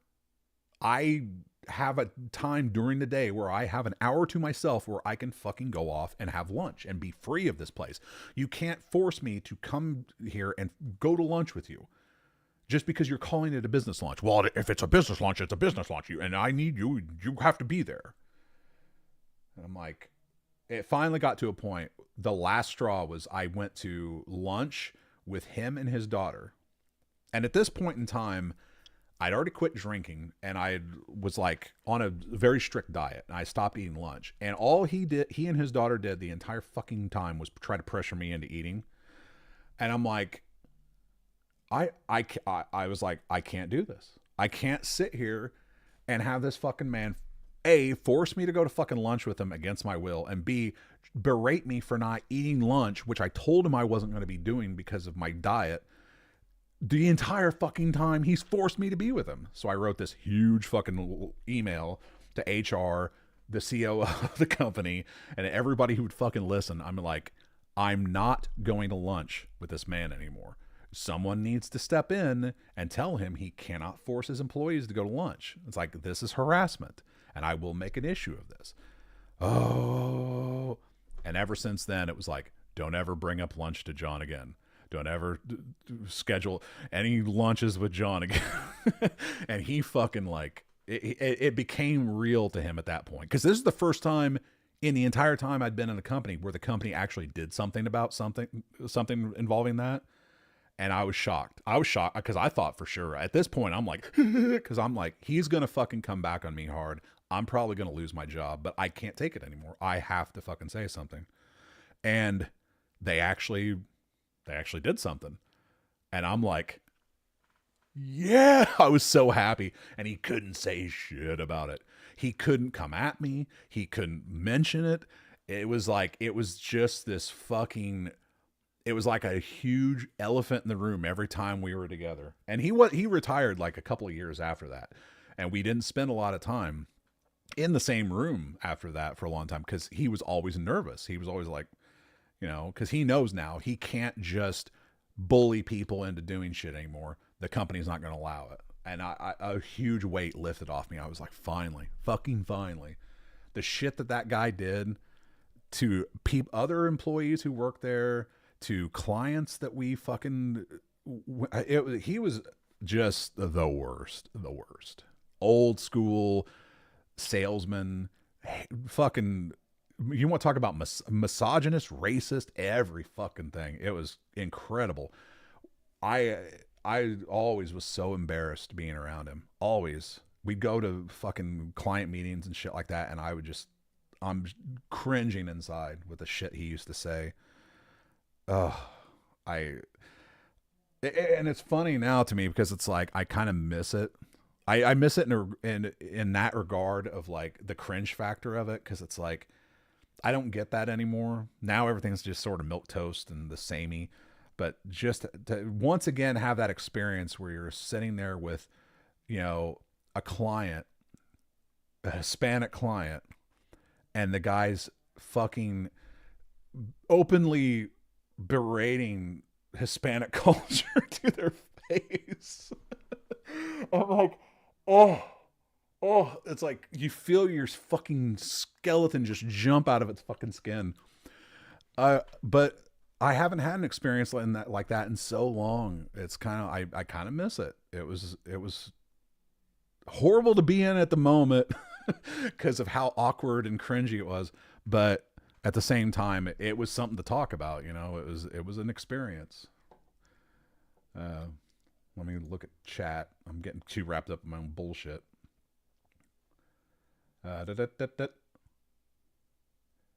She told some other guy to choose between closing on Wednesday or not working at all at night, hoping I would just close.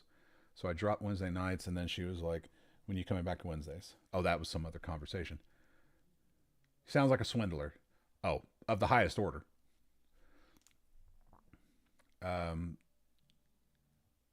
needs to come to Jesus meeting.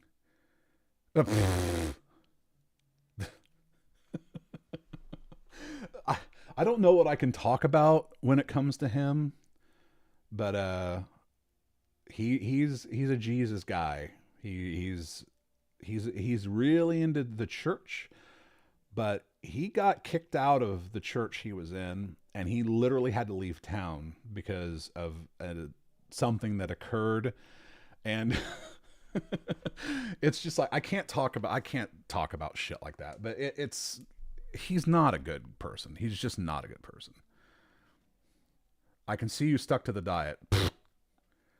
Many years have happened since then. You should have seen me last year. Holy fucking shit. I don't even have a picture of it here. I fucking went ballistic last year, around February, man. COVID fucked me up. I'm dead serious. COVID really, I just stopped doing everything. I sat on a couch for like fucking months on end, did nothing, and just ate like shit. Here's what I was doing. I have this policy, right? I cannot drink alcohol anymore. Not even a drop. No alcohol, because I can't control myself on alcohol. There's one other thing that I cannot have ever again because I can't control myself on it. It's Skittles. I don't know why, but I love Skittles, and I will just eat the shit out of Skittles. So this time, not this time, but let's say around January, February of 2023, I literally a daily regiment of 1 pound of Skittles every day. And I'm not fucking joking. I would eat a pound of Skittles every day. You could only imagine how big I got on a diet like that. Because that wasn't the only fucking thing I was eating either. I would but every night, man, a pound of Skittles. I'm like, how I didn't end up with diabetes, I will never understand. But yeah, I got up to like 400 pounds. It was fucking insane. And then I'm like, God, I'm trying to remember exactly what the turning point was. But it was weird at that time because I was always in pain. I could barely tie my shoes anymore. It was getting to the point where I couldn't tie my shoes without like grunting and fucking wrestling my own girth to reach my feet. Wiping my ass was like fucking a hardcore struggle. It was like, it was bad. It just got really bad. And then, I don't know, just out of the blue, I decided I think I'm going to kick the Skittles, and then started to change my diet and get more active. The problem was I'd really stopped hiking, and I couldn't even fit into my backpack. I couldn't get it on myself, let alone get into my hammock, because I would have fucking plowed right through that with how fat I was. But I was just like, I really miss hiking. I really miss being active. It's like, and I got to make changes, and I did. And it didn't take very long to get the weight off, but yeah, I realized that it's dumb shit like that I just have to excise from my life. And I do love Skittles, and I miss Skittles, but fuck, can't have it. I can fill those blanks. He left the church because he was biblically knowing someone he shouldn't have.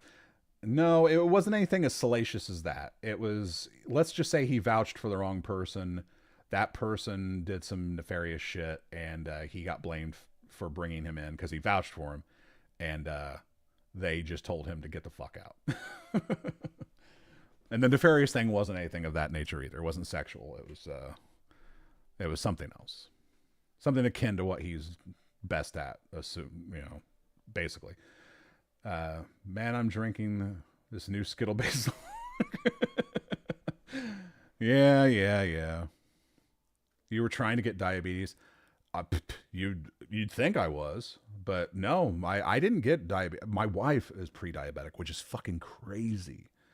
I'm like, how the fuck did you end up pre-diabetic and I'm just fine after literally destroying my body with fucking Skittles and treats and sweets and everything I could? Doesn't make any sense to me. Fuck it, how you even taste that much?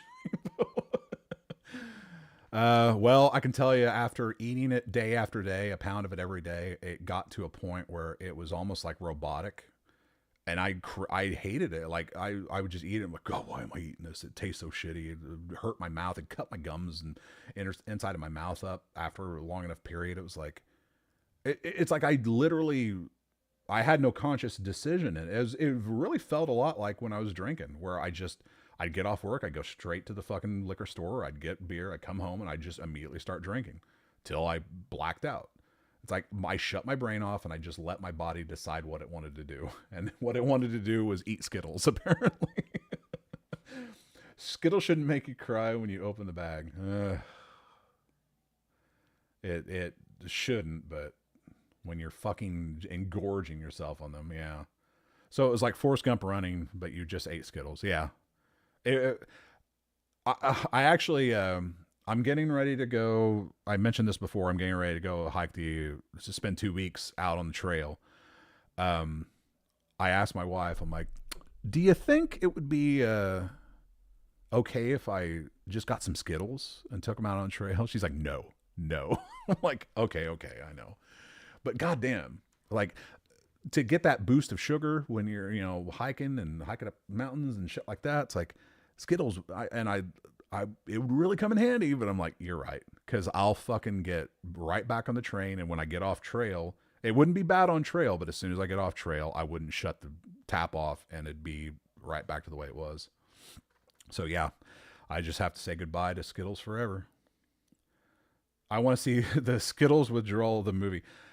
I did post something on my Facebook page. My boss left candy on my desk, and there was a note. It because the candy was, of course, Skittles, and it was something about like I forgot what it said, but it was some hokey thing with Skittles in it.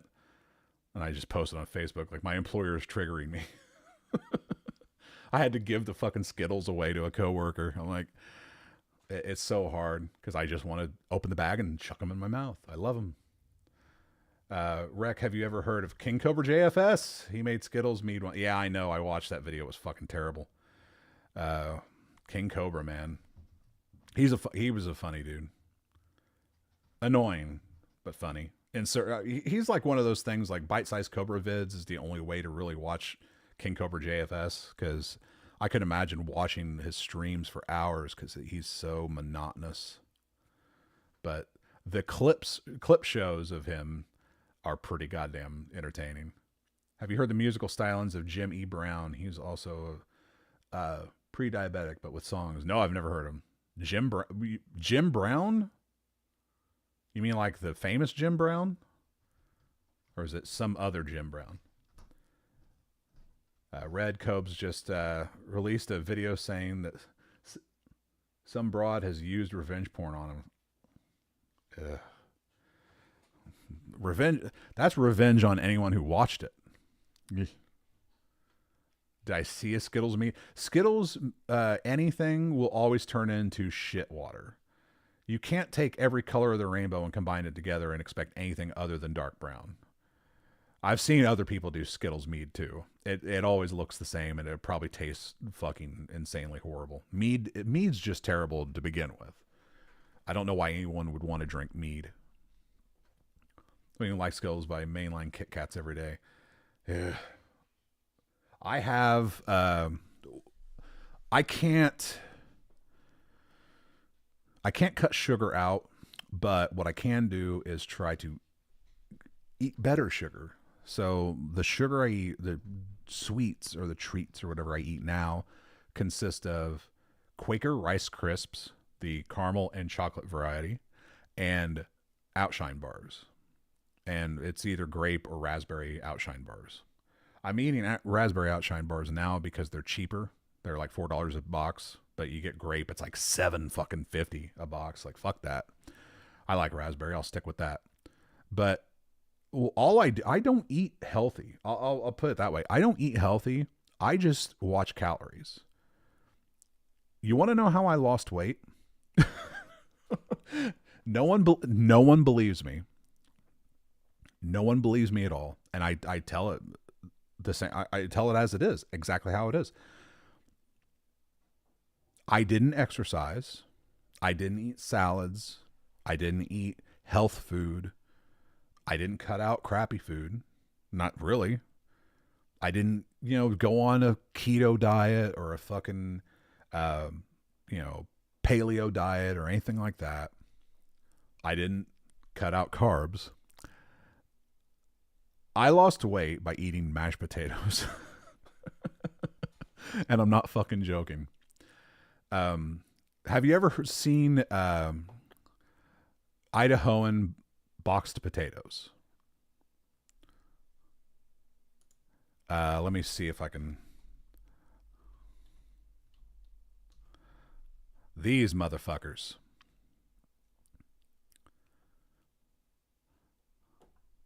Let's see. Yeah, there we go. Idahoan mashed potatoes. Oh, you probably can't see it because my fucking face is in the way, but and I can't move it over either because it's all on this window. I can move the window around and it still won't fucking matter. But yeah, Idahoan. There. Now you can kind of see it above there. This was the key to my weight loss. The powdered potatoes, yes. The key to my weight loss. I would basically make like I'd make a bowl of 2 cups of Idahoan potatoes. No butter, no milk. Just water, potato flakes. And then I would have some cheese on it, like some shredded cheese. That's what I'd eat twice a day. And then I would also, for my dessert, is these Quaker Rice Crisps. Yeah, this bad boy right here. That is my dessert. Now here's the thing. I would eat an entire bag of this. An entire bag. Fake potatoes and these. But if you look at the calories, 110 calories per serving. There's 7 servings per container. So that's 770 calories per bag. So you add that to, I think the potatoes were coming in around 500 calories. That's 1770 calories a day is what I would eat. So at that point, when I was coming off of like eating a pound of Skittles every day, my metabolism had to be like through the roof to try to combat all the sugar that I was putting in my body. So when I brought it down to basically 1,700 calories per day, the weight just came off.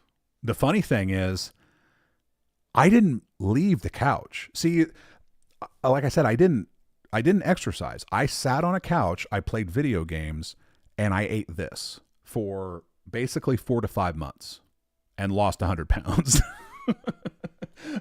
People are always like, there's no fucking way. I told my doctor that, and my doctor's like, there's no way. It's like, that's all carbs. I'm like, I know, right? Isn't it great? And it was no exercise whatsoever. She's like, well, that has to be unhealthy. It's like, test my blood. Test me out. I guarantee I'm in fucking peak health. And I was. My fucking, every blood sugar was low, cholesterol low, blood pressure low, every fucking test. Perfect across the board. Perfect. She's just stunned. Like, you were basically torturing yourself because you were eating massive amounts of sugar before you went on your diet, and then your diet consisted of a high carb diet and no exercise. Like, you are literally torturing yourself, and somehow it's working. I'm like, I don't know what to tell you. I don't know what to tell you, but it fucking worked. Now, would it work for everyone? I don't know. It worked for me. That's all I needed. Now, can I continue to make this diet work? No. Why? Because after an entire year of eating pretty much nothing but that, I cannot fucking stand fake potatoes anymore.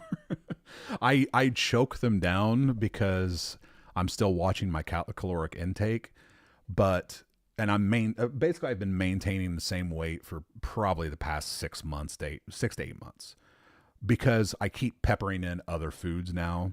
I'll eat I'm going to eat hot dogs now, or I'm going to eat some chicken strips, or I'll go out to eat at a Mexican restaurant and this and that and blah, blah, blah. It's like, I have to bring in other food or I will go fucking insane and start running the streets naked. Like, if I just stuck to this diet for anything longer than I did, religiously, as you speak. But it's like, I still have to dip into it, because if I start to gain weight, then I'm like, uh-oh. I call it going back on the potato train, where I just go back to eating my same caloric intake, the 1,700 calories a day. And I drop weight fast. Hot dogs. You know what? I've always been a fan of hot dogs. Only now I eat all beef hot dogs instead of like the old chicken pork combo fucking shit. Something about beef hot dogs, I don't know. That and mustard, I love it. But I don't eat it very often. I've been trying to lose weight, but I do push-ups and crunches and eat mainly proteins. I'm getting muscular, but not losing weight at all. See, that's the thing. And that's one of the things I realized early, like back when I lost weight before, I was doing massive amounts of cardio. And I realized, like, all I'm doing is building muscle and then converting like my fat stores into muscle. But then I don't start losing weight until I stop exercising and my body starts to consume that muscle. As long as I'm still dieting and I'm controlling my caloric intake and I'm not eating a bunch, the muscle is what is burning off. But if I just continued to religiously every day cardio, I never lost weight. I plateaued for fucking months. It wasn't until I started giving myself breaks that it started to actually come off. And that was the thing that always fucking pissed me off, because I'm like, I dropped 100 pounds and I'm like, wow, shouldn't I be skipping around and doing all sorts of shit and whatever? It's like, no, because I don't have the strength to do it. Because my body has consumed all my muscle. And if I build up muscle, I gain weight. And as soon as I start gaining weight, my mind doesn't know the difference between gained it through, muscle mass, gained it through fat. So I just see it as, yikes, I gained weight. Better stop doing that. Let the calories, the body eat my body eat itself, basically, lose that weight, and like, now I'm content. But it always allowed me to gain weight again if I just didn't do that step of turning the fat back into muscle. If I was just like, because that's one of the things of like tipping the scale. Like when I gain weight, like now I gain weight, it's because I'm going out and doing all this activity, building muscle, and I'm like, oh God, but then I'll stop doing it for a while and boom, right back. Because it's just the ebb and flow of the muscle build. And I don't know why the body just wants to consume muscle first. At least in me it is. Everything I'm saying is anecdotal, of course, but it's like, was my experience. Like, my body wants to consume muscle. It doesn't give a fuck about the fat on my body until I'm trying to build muscle. But the first thing it wants to do is eat all my muscles away. What in the name of Planet Fitness is this explanation?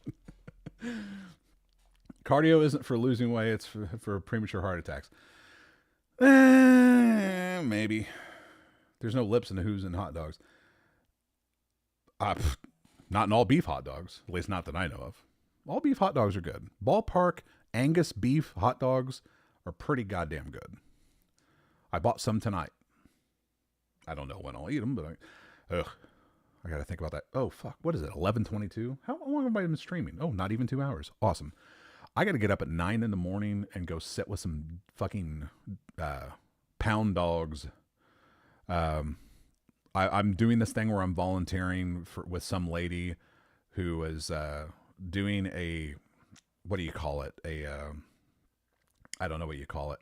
She's setting up at the local pet store and taking some dogs from the pound and trying to, you know, get people interested in taking them home to stave them, because the pound will just put them down if they're there too long.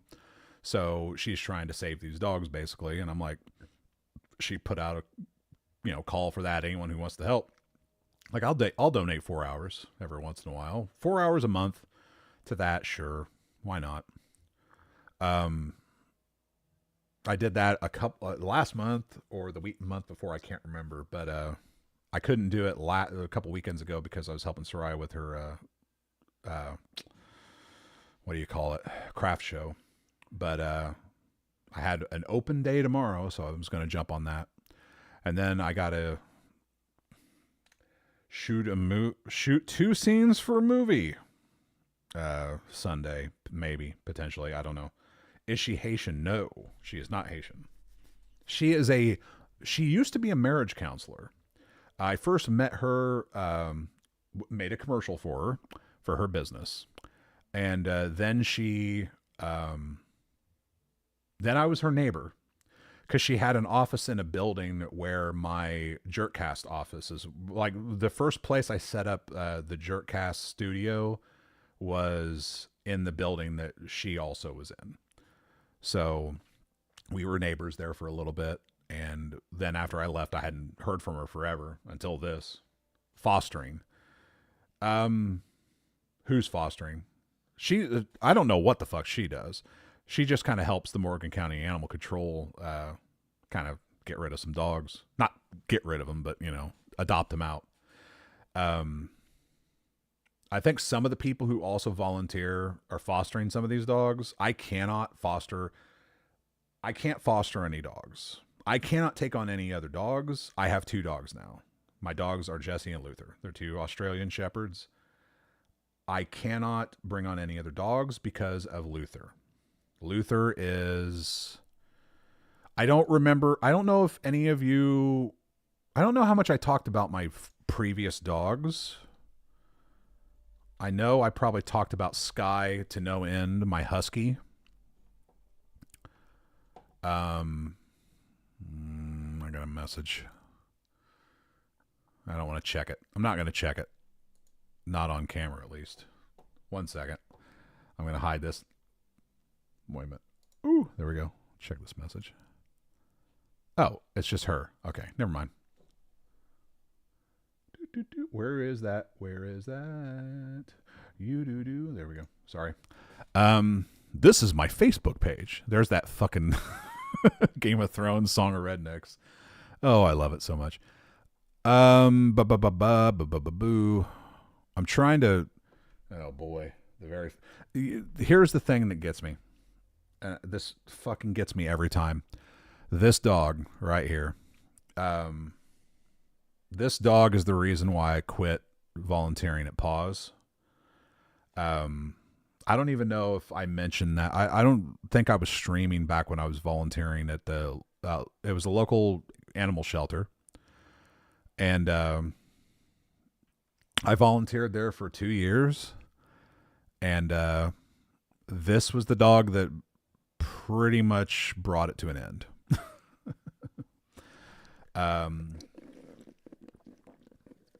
I killed this dog. In a manner of speaking, I killed this dog. I love this dog. This was Landon. He was they say a boxer Australian Shepherd mix. I don't really know, but he was a great dog. He was, every time I'd go and clean out the kennels, he was just the most, fuck. Man, I'm telling you, I'm not even fucking joking. 2 hours and 4 minutes. It's been this is the third night in a row. Right at that time, OBS drops and comes back. There's just something about that time. I don't know. It must be a YouTube thing or it's an OBS thing. You probably can't even hear me, but I am back. but I just find that to be extremely funny that at 2 hours and 4 minutes, it'll drop and then reconnect. I mean, it's better than dropping all the time, I suppose. The only cool thing was in that, I had this awful dream the other night that some old high school friend of mine was putting his fat rot mix down because COVID for some reason. It was a terrible dream. Yeah. I've had to put down many dogs over the years. Many, many dogs. Sky was the hardest. That was the absolute hardest. But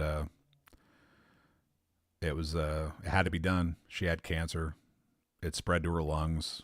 She was having a rough time, and just the putting her down was fucking miserable. Oh boy. I mean, that's a whole other story. But not to get off topic. Landon here.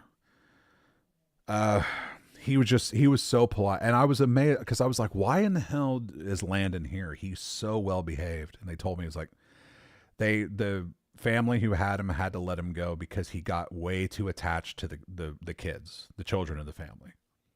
I was like, well, how is that a bad thing? That just seems weird. Well, I guess I found out firsthand why that was a bad thing. As Landon here really took a shine to me, and I took a shine to him. I don't know if there's probably not photos in this immediate, but I used to take him for car rides. I used to take him and he used to come stay the night at my house. I'd take him home for the weekend, you know. I loved that dog. And I thought a lot about adopting him. Soraya and I talked about it considerably, especially after Sky died, and we were like, man. Well, actually, no. We already had Jesse at that point. We were thinking about having a dog that could stay at home with Jesse, because Jesse was really had anxiety about being left alone, because she came from a really bad situation. She was a rescue too. She came from a really bad situation, so she had separation anxiety like crazy, and she could not tolerate being alone. So I'm like, I think it would help her tremendously if we got her another dog, you know, to have around the house. You know, like the thing all fucking dog owners end up doing, like, oh, well, we need more than one so the other one can have company. Yeah, well, that was us too. But Landon was, we were putting a lot of thought and a lot of consideration into adopting Landon. And it got to a point where we were there. We were like, I think we're going to just go ahead and do it. I think we're going to adopt Landon. I mean, he's such a good boy. He's been home many times with us. He gets along with Jesse perfectly. I can't see any reason why we shouldn't adopt this dog. And then Paws gets in another Australian Shepherd. And the director of Paws, she's like, "Hey John, have you been out to quarantine yet?" I'm like, "No." It's like, "We got an Australian Shepherd out there, a male." I'm like, "Don't tell me this. Don't fucking tell me this." It's like, "You want to go see it?" And I'm just like, it's like, yes. So they take me out there, and I meet Luther, and he's very cautious. He's cautious. He's in this tiny kennel, and he looks so sad, and he's just looking at me, and he's all timid, and I could tell he kind of wanted to get out, but he was sort of standoffish. But I'm like, he looks adorable. It's like, but I can tell you right now, it's like he's got to get along with Jesse. So, I mean, I can't tell you anything until I get Jesse in here. But she's like, I got the opportunity to get him out of, and I had Soraya there, and Soraya and I both met him together, and we took him in one of the runs, and the very first thing he does, we let him out, he runs around, and then he comes over and sits on my shoe and just sits there. I'm like, I was like, oh. And we went right back in after that, and I went to the director of Paws. I'm like, I'll adopt him. I gave her the money. I'm like, she's like, okay, well, he hadn't even been spayed, or he hadn't even been neutered yet. So he still had to go and get neutered. And then, so she's like, we'll do that, and then you can come back the following week and pick him up. I'm like, okay. And we're like, introduced him to Jesse. Everything was fine. And I'm like, okay, we got another Aussie. And I'm thinking, because at this point, Jessie was perfect. Like we could leave her off leash. She would stay by her side. She was like so perfect. I'm like, awesome. We're going to have another perfect Aussie. No. But what ended up happening from that is, and I'll never forget this till the day I die. That weekend where Luther had to get neutered, and then we had to wait for him to heal and then be put into regular rotation in the kennels before we could take him home. We took Landon home for the weekend, and that was our last weekend with Landon. And we showered him with treats, played with him, took him and Jesse out for a hike, and just really enjoyed it. And it was like, and that was kind of my way. It's like, sorry, buddy, we went with another dog. Little did I know that it's kind of like that fucking Michael Jordan meme. It's like he took that, he really took that seriously. Landon changed from that day on. From that day forward, Landon did not like any other dog. He hated being at Paws. He was stir crazy. He started biting people. I started showing interest to another dog. I was playing around with another dog, this pit bull named Wishbone, that I also loved to death. And he ended up fucking almost killing Wishbone because he was so jealous of my attention to him. And it just got progressively worse. We did a craft fair at the shelter. Sarai set up her booth, and I'm like, you know what? I'm going to go in and get Landon. I'm going to bring him out, and so he can just hang with us, and just hang out, socialize around people or whatever. And she's like, don't bring him out here, because if he sees another dog, he's going to go crazy. And like, I'll hold on to him. And there were other small dogs out there, and he bark and whatever, and that's to be expected. But a woman came to our booth, and it was the photographer of these photos. She'd met Landon. We brought Landon to her house to take these photos. Landon knew her. She reached down to pet Landon, and he almost took her fucking hand off. And I was mortified. I was like, I was apologizing left and right. I'm like, and it's in front of every fucking person who is at this event. They just saw this dog almost fucking maul this lady, a lady who he had been in her house. And that's when it became clear, like, he's not going to make it out of here. He's fucked up, and I'm like, and the whole time I'm like, if I wouldn't have shown him any, all this favor, and I wouldn't have taken him home, and I wouldn't have, showered so much love on him, and then just reject him the way I did, he'd still be alive to this day. That's my thought. And yeah, he is dead.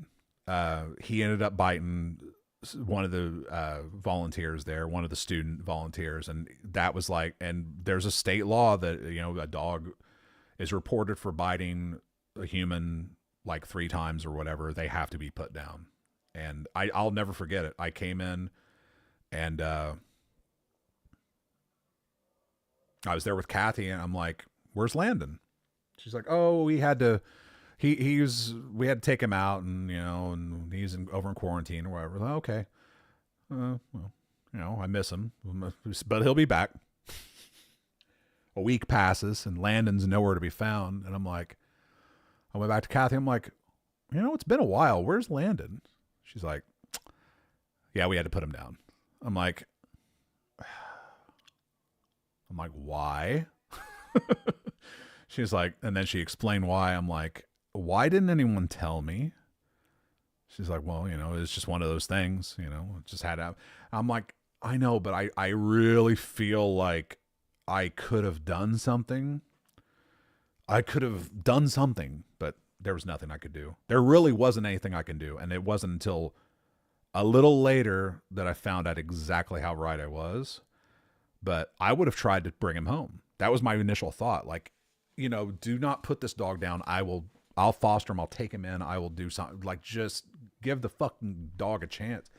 And after that, I was like, I can't stay here because I can't trust myself to know if I'm doing good for these dogs or I'm killing these dogs with my selfishness and my desire to, like, you know, oh, the dog's going to be great because he's going to get out of the kennel and he's going to get to go home for a little bit. And what it's like, but that's fucking with the dog's head. They don't know. They think they're going home. Then you're taking them right back, and then you're taking them out, and then you're taking them. They get confused. And with a dog like Landon, it's like, it was too much for him to bear.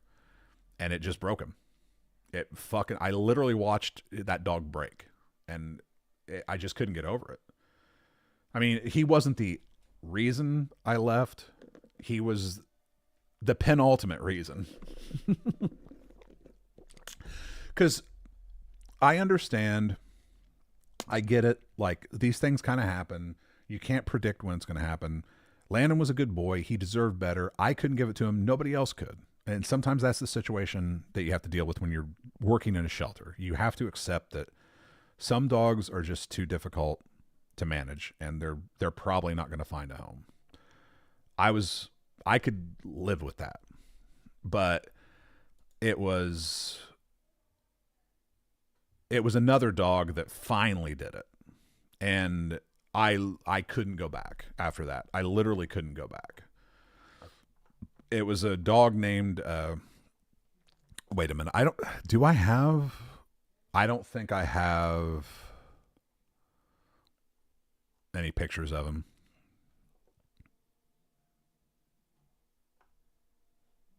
Well, let me see. I may have video of him. Oh, here's Wishbone. Wishbone got adopted out. He was such a good boy. I loved Wishbone.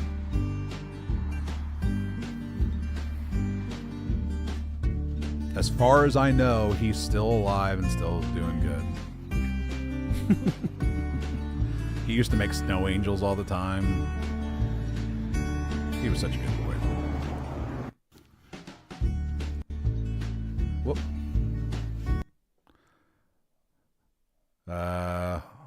There's Sky. Are you telling me I don't have a fucking video of him?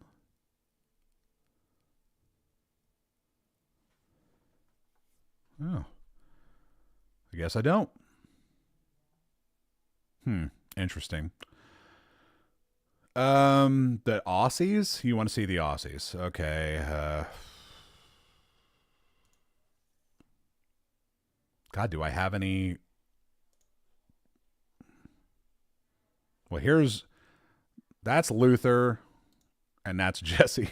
Let me find a better picture of them together. There's Jessie right there. Jessie was the first Aussie. She's the female. She was a breeder. She came from a really bad breeding situation. She was bred out really young. This breeder who was literally breeding Aussies, German Shepherds, and Bernies. And she came in with puppies. And they already said that was like her second or third litter, and she was only like 2 years old by that point. So she had never been inside a house when we adopted her. She had never been inside a house. She's deathly afraid of water, like wet grass, things like that.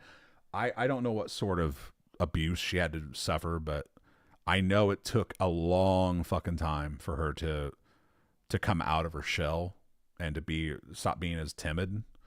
And she's great now, but she still has the weird tendencies, but she's much, much better now than she was when we first got her. Here's both of them together. That look. Ugh, fuck. That's Luther. Through and through. That cocksucker.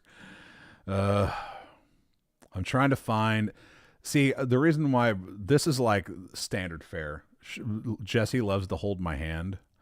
I don't know what it is about her and why she does it, but she tries to hold my hand all the time. There's Luther, and that's how I usually see him all the time, staring at me, just staring, constantly staring. There they are again together. They get along really well together. See, Jessie doesn't put up with Luther's shit. She puts him right in his place. And he needs that in his life because he's kind of a bully. We can't take him to the dog park. He fucking hates all other dogs. He started attacking dogs on sight at the dog park, so we couldn't take him there anymore. But Jessie, he's fine with because she doesn't put up with his shit. I'm trying to find a photo. God, there. That's Landon in our Jeep right there. Fucking taking him for a goddamn car ride. Ugh. I hate it. So many pause dogs in my timeline.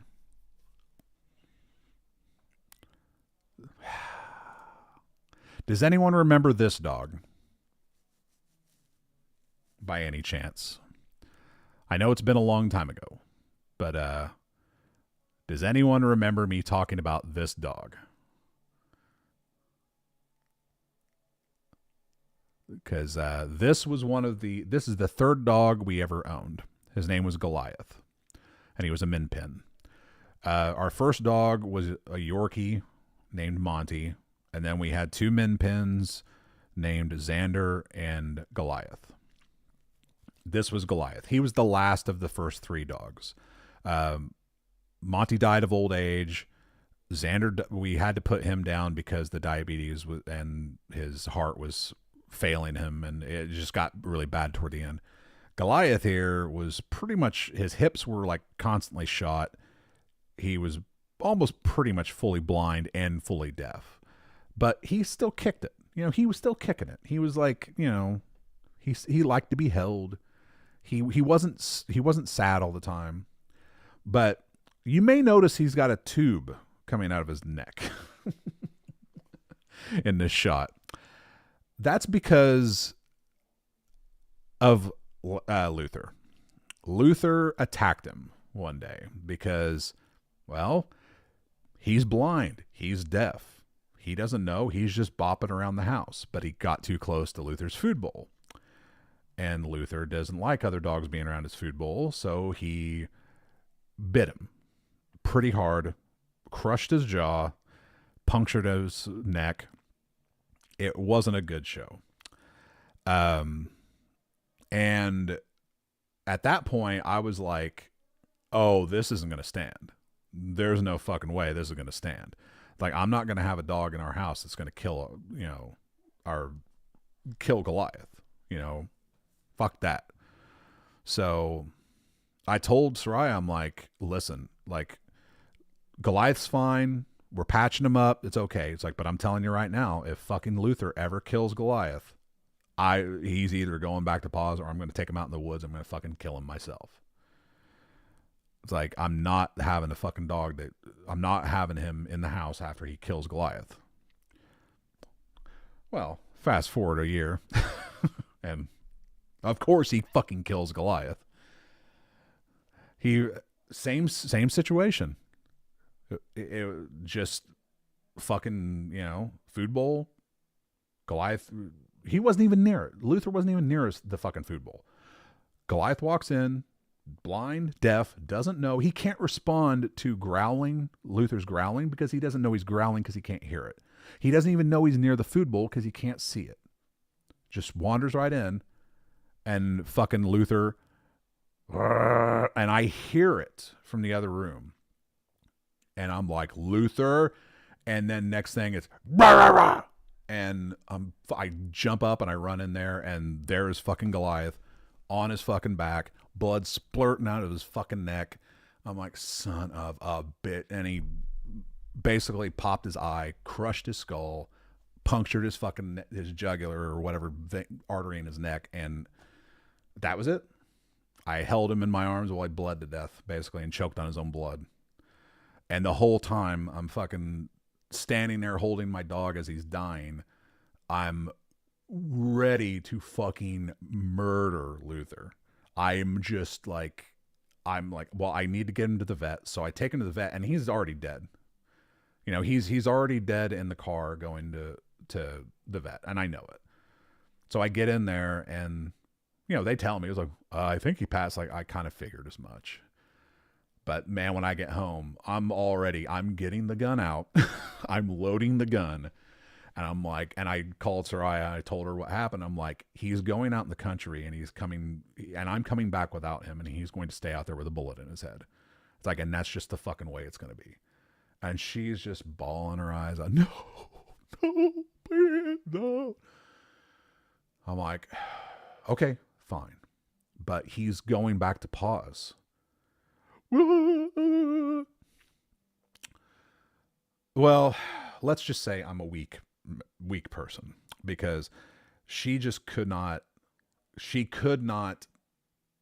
do without. She could not do it. And the more I thought about it, the more I thought, well, if I take him back to pause, he's dead anyway, because no one's going to be able to adopt it. He's not going to be adopted out. There's no way. He's too fucking crazy. No one's going to put up with this bullshit. He'll just end up coming, he'll get adopted out, and then he'll come right back to pause. He'll get adopted out again. He'll come right back to pause. It'll just be this nonstop, never ending sea of like back and forth, back and forth.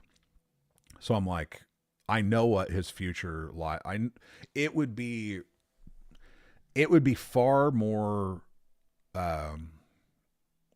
humane of me to put him down, to just take him out in the woods and put a bullet in him, because of the shit he's going to have to go through in the fucking shelter system, just getting bounced back and forth. It's only going to make him crazier and more untrusting to people.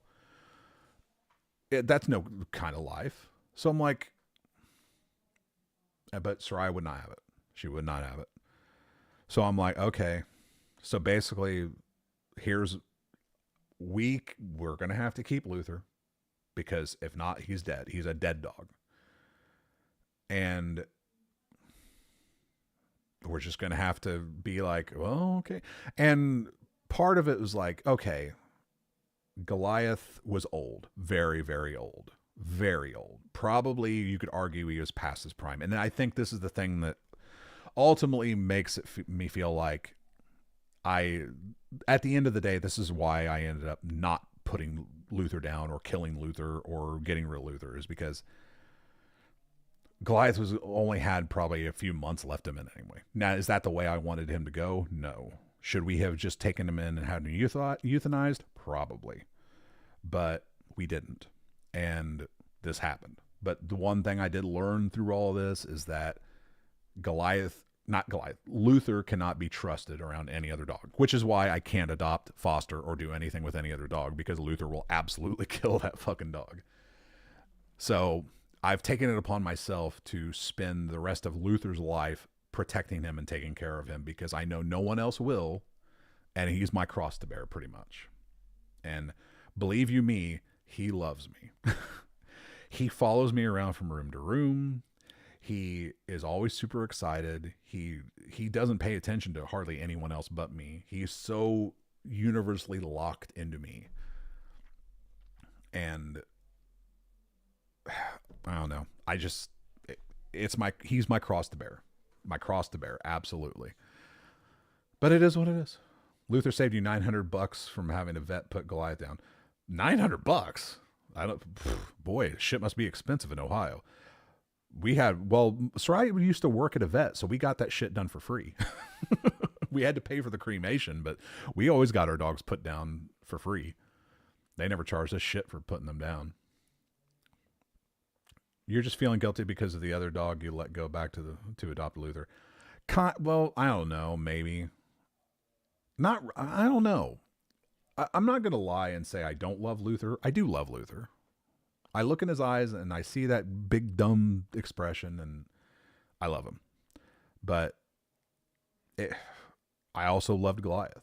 You know, it's hard to sit there and watch one of the dogs you love kill another dog you love, and not, especially after I had made so many overtures about what I was going to do if that circumstance occurred, and then not follow through. I hate that aspect. But yeah, here he was this is him after the first attack. That's what Luther did to him. Like the other shot was him without the bandages on, but this is how he was for like a week or so after Luther got a hold of him the first time. And the second time there was literally nothing left. I think Luther just sort of realized like, oh, I didn't get him the first time. I'm not going to make that mistake, the same mistake the second time. But yeah, he was a mess for like several weeks after that first attack. And that was hard to fucking deal with too. Did Goliath ever attack another dog? Goliath did nothing. Goliath was a sweetie.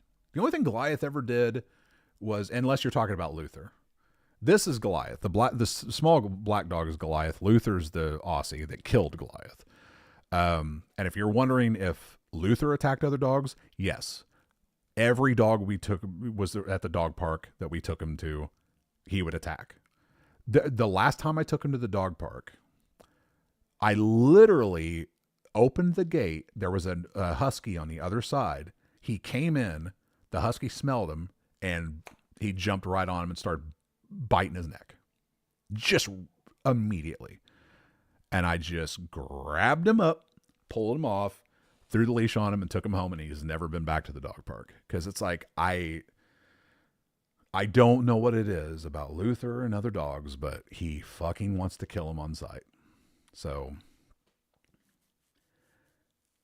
my cross to bear. And you know what? Actually, I look at it sort of like maybe it's the positive silver lining I can get out of this is that I am the kind of person who would adopt every single dog I ever laid eyes on. We would have 15 dogs in this fucking house if I didn't have anyone fucking, putting that shit over. I'm like, you can't keep bringing dogs home. Luther guarantees I can't bring dogs home because I'm not going to have, oh, let's bring this dog home. Dog corpse. I'm not a heartless bastard who's just going to keep subjecting dogs to my fucking murderous goddamn Aussie. So yeah, no more dogs. Hello, everyone. Hey, y'all dogs. You don't want to be a part of this story. This isn't fun, fun tales of dogs. Jesus Christ. I think I've made everyone fucking depressed as hell with my shelter stories and why I'm not a shelter anymore. No one dog fights an Aussie. Well, Jesse will. Jesse won't put up with any of fucking Luther's shit.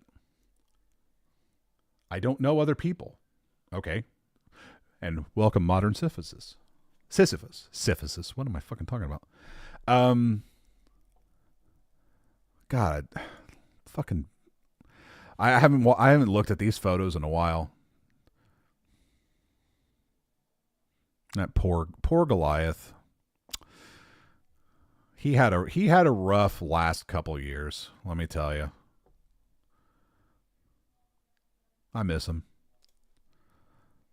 See, there's the fucking killer right there. He just looks at his eyes. Jesse's eyes are so soft and so, look at that happy face. She's so happy. And Luther is like, I wish this bone was a dog's head. It's written all over his face. And he, like Sky before him, is also a bunny killer. He has killed so many fucking rabbits in our backyard. He lives to kill. He is a murderous bastard. I love him, though. Michael Vick isn't using Aussies as anything but practice victims. Well, I mean, the thing about... you put fucking Luther up against a dog that would stand their ground, he would back off. He's not that dominant, he's a bully. He tries to get it over on fucking dogs, like that soft and cute face right up here puts this killer in his place. Anytime he gets out of line, she'll fucking, and then he's immediately like he fucking knows his in the pecking order. He knows his place when she fucking strikes at him.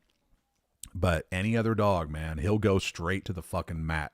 He'll go to the grave for some reason. They are beautiful killers or not. Well, there's only one killer of the group, and that's Luther. Fucking Luther. There he is again. Look at him. He's scanning the fucking horizon for his next kill. Oh, he's such a fucking asshole. I can't help it. I love him. There they are, butt to butt. There's one photo I have of them that is really cute. It's both of them in the driver's side or in the passenger seat. It was the one and only time they ever got together in the passenger seat. I was hoping I could find a photo of Dean. Is his first name Lex? No, his one and only name is Luther. It's named after Soraya's grandfather. She wanted to name him Ludi, but I'm like, what the fuck does Ludi mean? She's like, oh, that was my grandfather's nickname. I was like, well, what was your grandfather's name? Luther. It's like, well, why don't we just call him Luther? And then, boom, his name was Luther. Oh, there he is. Fuck. God damn it. This is the reason I no longer work at the at the shelter. This dog right here. This is oh man. I loved Dean. I fucking loved Dean. Dean was such a good boy. And this is him in the back of our Jeep. We took him for rides all the time, take him out. I took him for hikes. I loved Dean. I really seriously considered adopting him too. And he was an Akita pit mix. He was the most beautiful dog. And the funny thing is, when I first started at Paws, they had him listed like he couldn't be around any other dogs. He could only go home to he could only be a one dog family, house situation. I took him out to the dog park. He was immediately submissive to every other dog out there. He didn't have a violent bone in his body. He was so docile and so sweet. I'm like, how come nobody knows this? So I started videotaping him while I was out there. I took it back to Paws. I'm like, look at how he is. And so they changed his pet finder notifications or his pet finder's bio, and then started ramping up interest in him. More people started taking interest in him, and this farmer came along and he's like, yeah, I'm looking for a dog. And it was and it was one of the other volunteers who kind of introduced him to this farmer guy that was a friend of hers, and it seemed like a match made in heaven. It's like he adopted him, got along so well, took him out on the farm. You post pictures of him in the tractor with him, sleeping like he was in here in my fucking Jeep. And it's like, I was so happy. And then, every once in a while she'd bring him back, she'd dog watch while he was doing work. And she called me one day like, hey, you want to see Dean? I'm like, you bet your ass I want to see Dean. So I met her out at the dog park, and he remembered me, and I got to play around with him a little bit. I was like, oh, I miss Dean so much. So you know how this fucking story ends, obviously. Yeah, he's dead. He got loose. Now, I apparently didn't hear the story correctly. I thought because he got loose about a town that was about 20 miles over from where we live. And we, and almost every single other member and volunteer of Paws, was out there for days, driving around, looking for Dean, trying to find out where he was. Well, eventually, somebody found him. And he was, of course, dead. And I was just like, at that point, I was like, fuck these people. I'm like, because Dean was, I just kept saying, like, Dean was not the kind of dog that ran away. He wasn't. He wouldn't run away. So I'm like, how does that even happen? How does a dog like this, who's so trusting and so well-tempered and doesn't run away, end up running away? I'm like, there's something going on. There's a story that apparently got hit by a car after he ran away. My theory on the matter is the guy who adopted him ended up dating this girl who he wasn't dating at the time when he adopted Dean. She's the one who had him when he ran away. I don't have any facts. I can't prove this, but my theory is that she didn't like Dean and she dumped him. She dumped Dean off somewhere and left. Because even if Dean did chase something into a field or did something like that, all she would have had to have done was just stick around and he would have come back, because that's the kind of dog Dean was. The fact that she left, it just doesn't add up. And at that point, I'm like, this is shortly after Landon was put down. And then Dean, all of our searches come up, find out Dean's dead. I was like, fuck people, fuck all these motherfuckers. Like and now granted, this is after 2 years of working at a fucking at a shelter and all the goddamn horror stories that I've had to, endure of these fucking dogs that have come in. If you love dogs and love animals and whatever, and you do not work at a fucking shelter, just don't. Because it will destroy you on how horribly these dogs and cats and whatever are treated. It'll bring you to tears every time you step in the fucking place. The devious and dirty shit these motherfuckers do when they think nobody's watching, nobody's looking, nobody's paying attention. I mean, it's horrible. I mean, you wish there was stronger laws to go after these people with the shit that they do, but animals are second-class citizens. But when it came to Dean, I'm like, I cannot, with any good conscience, continue to take these dogs in and care for them and try to help them get adopted when they're going out to fucking cunts like that who potentially dump their dogs and let them get hit by cars just because they want them out of the picture or some shit. Whatever fucking horrible bullshit, whatever reason, fuck them. It's like, I can't do anything about it. I can't obviously control it, but I just don't have to be part of it anymore. I don't have to be party to it. And I was like, I can't. I told the director of the shelter, I'm like, I can't do this anymore. I just cannot do this anymore. And she didn't understand. She just couldn't understand. And I'm like, I'm sorry. I can't explain it myself, but I feel like if I continue to stay here, I'm going to be insanely bitter and mean to all the people who come in and try to, adopt, because I have zero tolerance for these cocksuckers anymore. And I'm tired of watching these animals get abused by these people. It's like, I really feel like I'll do something bad. Maybe not terrible, like I'll hurt them, but I'll say some shit.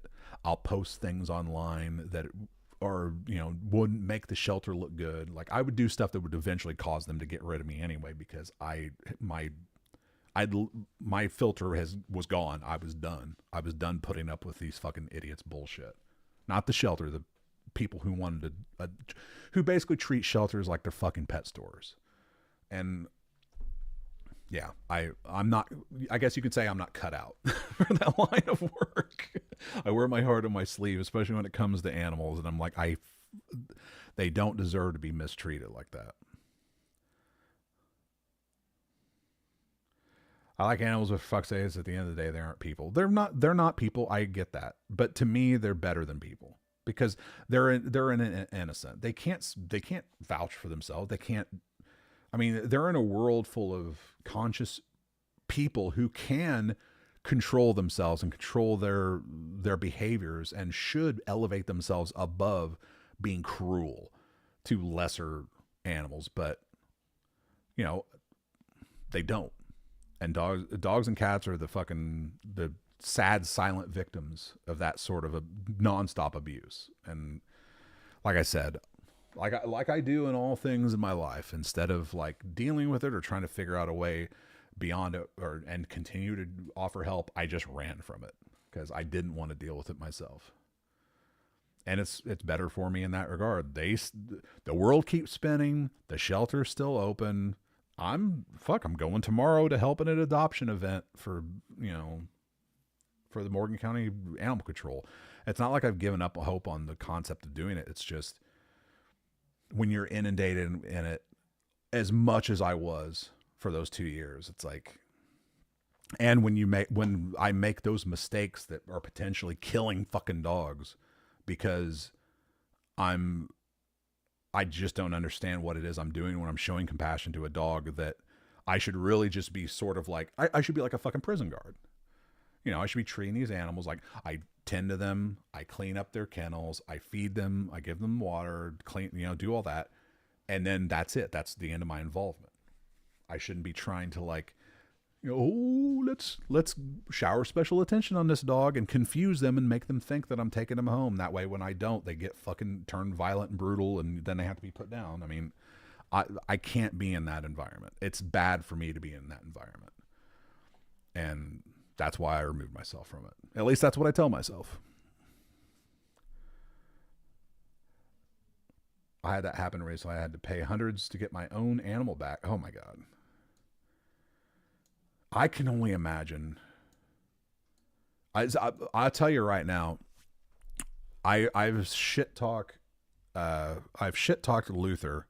This is right when we got Jessie. This was like the first week or so. Look at that. She's got no hair down there. That's so adorable.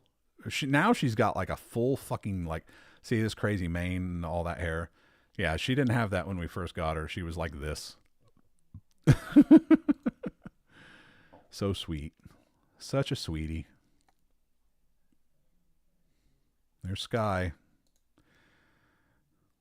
Sarai and I still talk about, we went to lunch, or we went to dinner at had Mexican tonight, and we ended up talking about Sky. We still love Sky to this day. Still love her. Can't forget her. She had made such an impact on our lives. And we only had her for like 3.5 years, but man, such an impact. Private Puppers Army. Look at that. Oh, I hate going down puppy memory lane. That was at the shelter. That was, I somehow managed to get one dog from each of the small dog kennels together in one kennel. Yeah, they weren't supposed to be in that kennel together, but somehow they all decided to go in the kennel together. Little dogs were very hard to control. That was, if all I had to do was like manage the big dogs while I was there, it would have been a piece of cake. But man, those small dogs, they were way faster than me.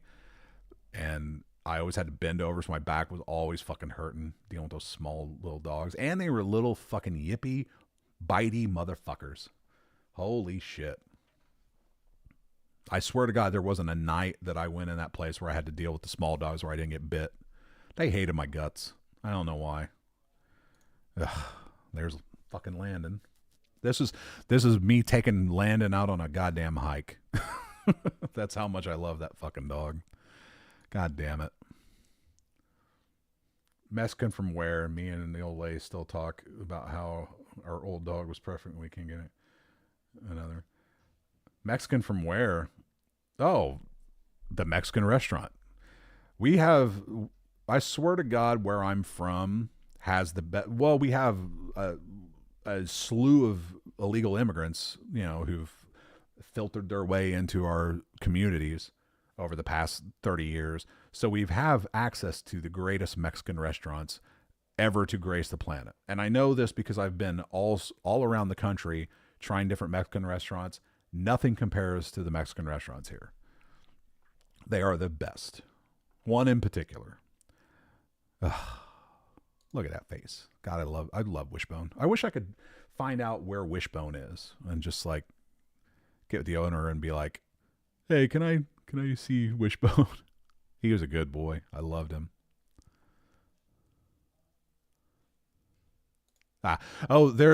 This is a picture of what I started calling Luther after he attacked Goliath that first time. His secondary name is Satan.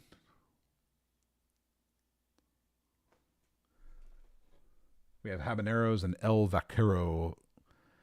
The one that we always go to is called Little Mexico. Very, very plain. Now there's Los Charros that's not too far away, but Los Charros is really good. Little Mexico is probably the best, or at least it used to be. It's getting kind of crappy as of late. But those are the best of the best around here. I just have 3 little Chinese crested mutts. Had them since birth. One is 12 and the other is 2 or turning 13. Wow. See, that was like Monty. We when we lost Monty, man, we had him he was 16 when he finally died.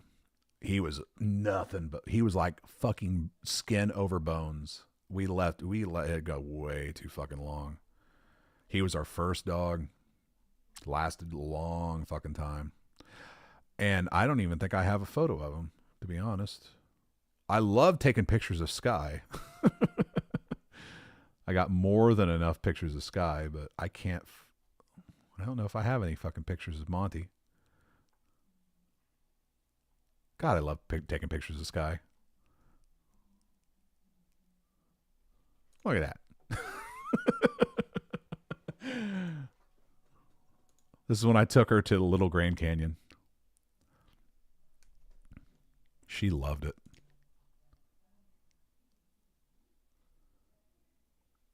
Where in the fuck? I'm still... God, just more Sky. I know there's got to be a picture. There's Xander. That was the other min pin. That was the one that had diabetes and heart issues.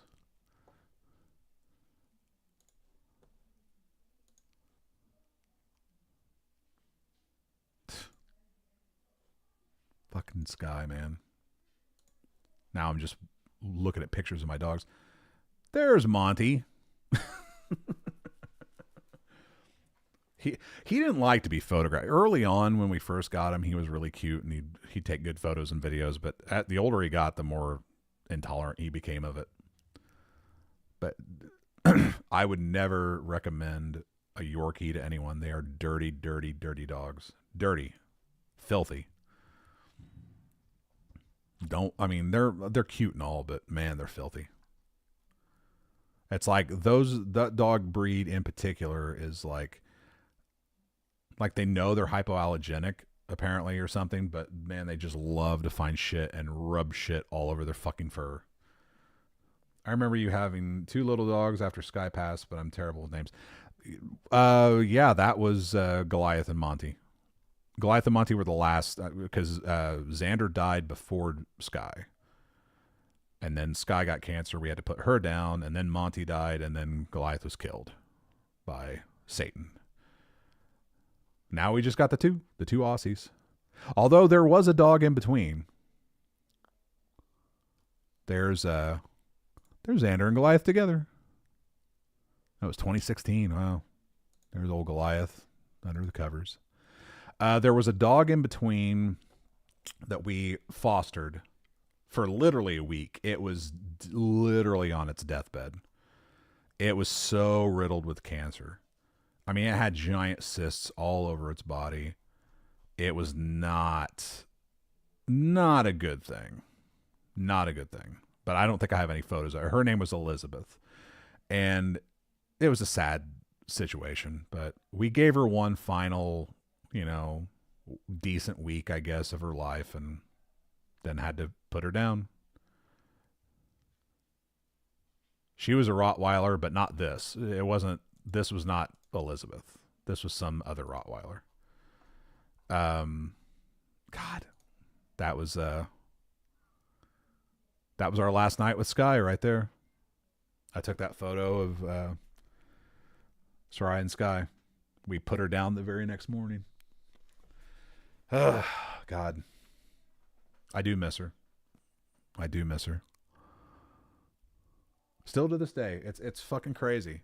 I mean, Jesus Christ, that was 2020. 4 fucking years ago, and I'm still talking about, over 4 years ago at this point, I'm still talking about her. But we can't have any Huskies now. Can't have any other dogs thanks to fucking Luther. Luther has sealed the deal. Man, how did we get on this topic? Tonight was supposed to be like, I don't know. We started off somewhere. That rot looks like the one from your dreams. Well, they all kind of looked similar. This was a younger one. There were a few at the shelter that were just beautiful. One in particular named Fred. I loved him. I loved Fred. He was a big motherfucker. He intimidated the shit out of me when he first came in. But we got to be friends, and he was just the biggest softie. I don't think I have any photos of him, though. He was a hard dog to take photos of. I don't even remember this fucking dog. I remember trying to help get this dog adopted, but I don't remember his name. That's Luther. Fucking asshole. Oh, by the way, if anyone's interested in a camper, this camper right here specifically, I am selling that thing right there. The ePro 12RK. We took it out 5 times.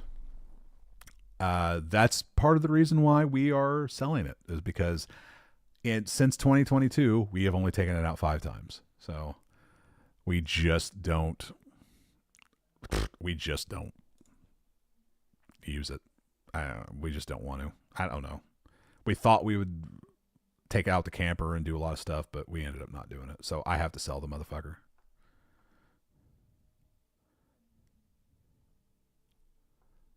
I'm just looking at fucking photos. Oh, this was this was at the NOC first whitewater rafting trip. Need an Airstream? Yeah. Are you going to buy it for me? Jesus Christ. Why don't you like the camper? It's not that we didn't like it. It's just our situation is now we can't really go anywhere without our dogs, and we can't fit both Luther and Jesse and Sarai and myself in that camper. Because it's just a bed in the back. I mean, it's a bed, and then there's the outside galley. But our dogs are fucking particular. They don't, they get too hot, and then they want to get out and fucking whatever. So we can't really go camping with the dogs.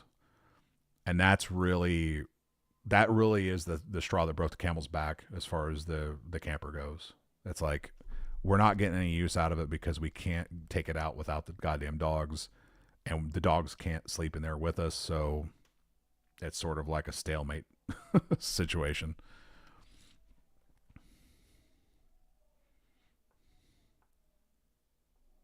So, it's been almost 3 hours. I think I'm going to hang it up. I'm really depressed now. Oh, here's that thing. Thanks for making work a skittle bit more fun. My employer triggering me.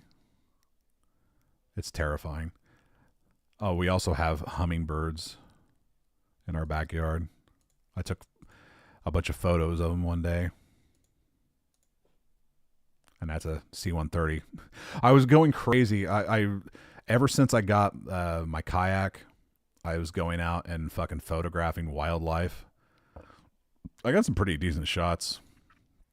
That eagle I had been out all goddamn day on my kayak. I was out there for like 4 or 5 fucking hours trying to shoot eagles specifically, and I couldn't get any. It wasn't until I went back to land, to dock and get out and go home, that this fucking eagle just perched itself right on that fucking limb and sat there as I floated by, and I had to have taken at least 100 photos of it.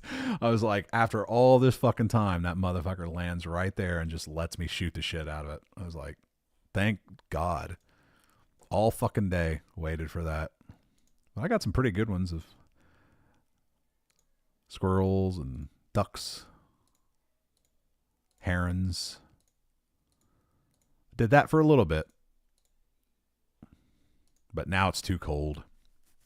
Yeah, I'm going to bail. I've got to go to the bathroom, and I got to get up at 9 in the morning, so it's, yeah. I may be on tomorrow night. My buddies, there's a benefit for a friend of ours who died earlier this year tomorrow. So I don't know if we're going to that or not. If not, I'll probably stream tomorrow night. If so, then not. But I guess you won't know until I fire up the stream. But I don't count on it. But it's hard to say. So until the next time I see you, happy trails, keep it real, and have a good evening.